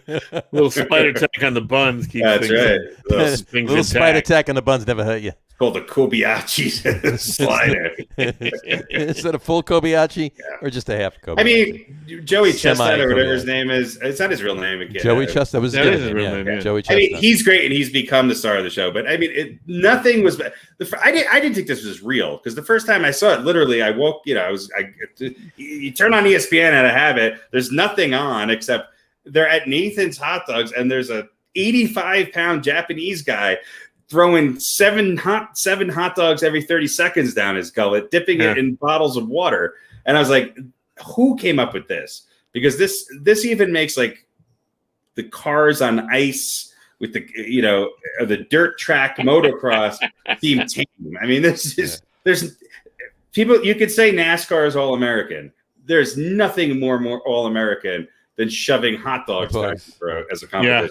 Yeah, but only if they followed it up with a couple of apple pies. You get to 76 hot dogs, and then you have to eat one slice of apple pie. Right. I'm surprised McDonald's or somebody else hasn't thought about this. I mean, this has probably done wonders for Nathan's. I mean, 25 years ago, you went to that Nathan's in Coney Island. I mean, you went there to get crack or to get shot. You weren't going there to get a chili dog. Not after sun went down. That's for sure. There you go. So it's oof. Well, yeah, it's all revamped now. Coney Island's shut Coney Island down for like 2 years or something. Yeah, it's not the Coney Island of what was the? It's not the dangerous drug dealing. It's not your dad's Coney not your Island grandfather's. What was the movie with Jared Leto and Jennifer Connelly and? I know what you're talking about. That was set in the old school of Coney Island. That was a great film. What's her name was in it too? Ellen Burstyn played Ellen Burstyn. Burstyn. Ellen Burstyn's in it. Yep. So he's checking. Requiem for a Dream. Yes. Yes. That was a brutally good film. It was very good. Was that Darren Aronofsky? I think so. I think that was, yeah. Yeah. There was something comparable to a hot dog scene in that film. Not, Anyway, not 76 of them, though. No. Just one very large one. Just one. Yeah. One. So, Well, anyway. maybe two, depending on how you look at it. It depends on exactly. So. That's on your perspective. That's all. Let's just say bottoms up. All righty. Well, on that note, speaking of spider tech on your buns. We cover it all. All righty. And then some. All right. On that note, we will wrap the show up for today. I want to thank everybody for watching. And for those of you just listening to the audio podcast, thanks for listening. Don't forget to visit our website, www.getonwithitpodcast.com. That's getonwithitpodcast.com. And please remember, like us and follow us on all of our social media, Facebook, Twitter, Instagram, and just search for the Get On With It podcast. And, of course, all of the shows are on YouTube as well on the Logger Room channel. Remember, we go live with the video podcast on both Facebook and YouTube every Wednesday night at 7:30 Eastern Time. And for those of you that just want to listen to the audio podcast, you can do so on Apple Podcasts, Spotify, TuneIn, and Stitcher. And if you haven't done so already, please subscribe to one or more of those feeds, and you will never miss a show. Again, thanks for following along with us. Have a great rest of your week and a wonderful weekend. Watch a lot of sports. Enjoy. Watch the... see what's going on with the if the NHL Stanley Cup Finals continue this weekend or if they're over tonight. But either way, the NBA Finals will continue, and we will talk to you next week, guys. Have a great weekend. Cheers. Go Biaggi. Speaking of Nathan's hot dogs, I got a package in my fridge right now. It was buy one, get one free. Well, next week we're going to watch Pete. So I'll see if I can eat 8 hot dogs. We'll do the buns podcast, and you could just over the course of the show. Yeah, it's 8 hot dogs over the course of the show. That's the go for it. I wouldn't bet against me. No. Maybe. Well, we have to put a time limit. Maybe 2 hours. Within the first 2 hours, you have to. Within the first hour. You got to do it within the first hour. That's one every 15 minutes. I think you can handle it. Yeah, that's easy. I think I did that many. Oh, yeah, that's in the first hour. Once. You get it done in the first hour. See, why don't we see how long it takes, and we'll put levels on. That's right. You get this if it's this, and blah blah blah. So honestly, we're probably gonna have them for dinner tomorrow night. But I bought 2, and I was gonna make spaghetti and then grill the hot dogs and then cut them up and put them in the spaghetti. You ever have that when you were a kid? Sure, absolutely. My wife went, that would be stupid. That would be terrible. It's just more like mac and cheese, I think we did it with. Yeah. Oh, no. He's put in spaghetti with hot dogs, man. Actually, most of the time, my mom actually used to cut up the hot dogs and fry them with potatoes. Ooh, that's good, too. It was good. Yeah, it was like... well, if they're still in the fridge, then I'll grill them up and I'll... Because I don't have enough health problems. I could down 8 hot dogs in an hour. So, hey, how you doing? What's a couple of Nathan's hot dogs between friends? I mean, what did you do this time? Well, we could have a remote location from JJ's hot dog truck. We could do that. Oh, let's do it. And have you ever been? Yeah, you gotta. We have to. Yeah. We have to figure that out. One day we have to do a remote from JJ's on Bloomfield Avenue. I want to go. I know it doesn't exist anymore. I want to go to Fat Mike's. Dukes. Hey guys. We'll have to do that. Now we're in the Just get you a chocolate cow and you'll be good to go. Jersey nostalgia. I want to go to Fat Mike's. Ruts Hut. Fat Mike's. Go to Ruts Hut. We'll do Ruts Hut. That's what we'll do. We'll do Ruts Hut. All right. What was the hot dog place on Route 17? I think it was with the barrels. So you had the Fat Mike's. Fat Mike's. We used to go there on the way to Cosmos games. And what's the other place? Is it Harry's or something that's in like Hasbrook Heights? Harry's was on it was in Little Ferry, right? Little Ferry on Route 46. Yeah, there you that was Harry's. Yeah, we used to go to Harry's too. That's still there? I don't think it is now. Ruts Hut's still there. Ruts Hut's still there. It was just there the other day. Well, last week. Alrighty. If you tuned out after listen on Stitcher, you missed it, folks. Exactly. Giving you the hot dog secret. You said when I said ciao, or cheers, you were opposite. That's China. like the beginning of the Mike's. Wow, that was next to the Ground Round. There you go. Yeah, it was right next to Fat Mike's. Was right next to Ground Round. Yes, yeah, that was great. That's called Fine Dining Row. Fine Dining Row. You had to live it. And Mount Fuji. I think I was. I don't know, probably 14. What was the Mexican place where the Toxic Avenger was filmed down on the? That was called the Mexican place. That's right. And you know what? It was really good. It was good. It really was. There's a place on the other side of the road from the Walt Whitman Mall. We used to go. There's a piano store there, and the boys used to have recitals there, and. It has a little awning out front, and it's like Casa Whatever, but the Casa Whatever, the name is small, and then in big letters it says Mexican food. So we were like, where do you want to go? That's so you can change the name occasionally. And my son would go, let's go to Mexican food. And I go, where's Mexican food? He'd go, it's right over there. Mexican food. Because because we could never see when did that become a trend where like it wasn't like Dr. Smith's chiropractic? It was just chiropractor, Yeah. or insurance, or Yeah. Mexican food, Mexican food. Pizza. Well, that's a given. pizza. So. Yeah. I think it was Casa Luis, and it was really good. It was run by a couple and really good homemade stuff. Casa Luis Mexican food, but then they could change it to pizza or pasta or, Yeah, I guess. Well, it's one of the things they do here at all the strip malls is That's they what I mean. remodel the front of them. Right. And they every say strip couple of mall. years, and so they just put up chiropractor, Acme pizza, Acme pizza. There you go. jewelry. It's like a Roadrunner cartoon. They want to make it as generic as possible because Phones. here on Long Island, those businesses might not be there very long, and then they gotta just change out the name and the sign. They don't want to. Hey, Small one above it, not the You big wanna- one. you wanna- They don't wanna want like keep that Johnson's signage choice jewelry. down. Yeah, no, you don't want anything personalized. Not at all. General, because Exactly. you're probably gonna have to change it in 8 months. So there you go. All right, that's There you it. go. That's your bonus for tonight, folks. There you go. We started got- out with choking and we ended with With choking. There we There you go. We got over the 2.5 hour mark, and that's what we want. That's right. Exactly. All We right, get bonus points from our sponsor, All right. Nathan's Hot Dogs. Nathan's Hot Dogs, exactly. And Ruts. They might want to sponsor after next week. That's right. This is true. That's right. All right. Whether you're sliding them down your throat competitively or just sitting back and relaxing on a Sunday afternoon, I will not Nathan's be Hot dunking. Dogs. I will not be dunking. You will I not. might- I no might- dunking. No dunking. I might eat 8 hot dogs for the show next week. Let's try. Let's see what we can I do. hope so. All right. Just because it'll make the podcast way more fun for me. Well, But I want a different background. I want at least one hot dog with the Wilford Brimley, I will definitely work on. the wall background, and then maybe you can eat the last one laying down on the bed. I mean, I'm just trying to tease your OnlyFan audience. maybe I'll hang it from the You could ceiling. use it. You can record it and use it dual.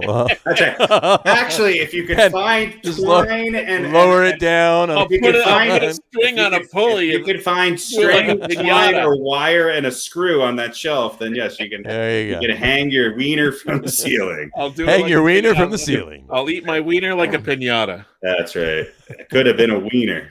and that usually costs extra. So you folks will be really getting a bonus. Hey, look, Could have been a wiener. could have been a wiener.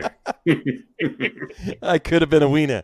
Jump for it, Petey! Jump! Wasn't that the line that they had Louis Tiant say for the one of the local hot dogs? I could have been a wiener. I could have been a wiener. Oh, I gotta love it. All right. All right, folks. That's obscure nonsense this week. Tune in Good next night, week. folks. Tune See in you next on week when we Stitcher. talk about the Meadows. Yes. All right. Ciao, folks. That's Long Island strip mall Mexican food. Top 10. Exactly. We'll see you later. Bye. Cheers, folks.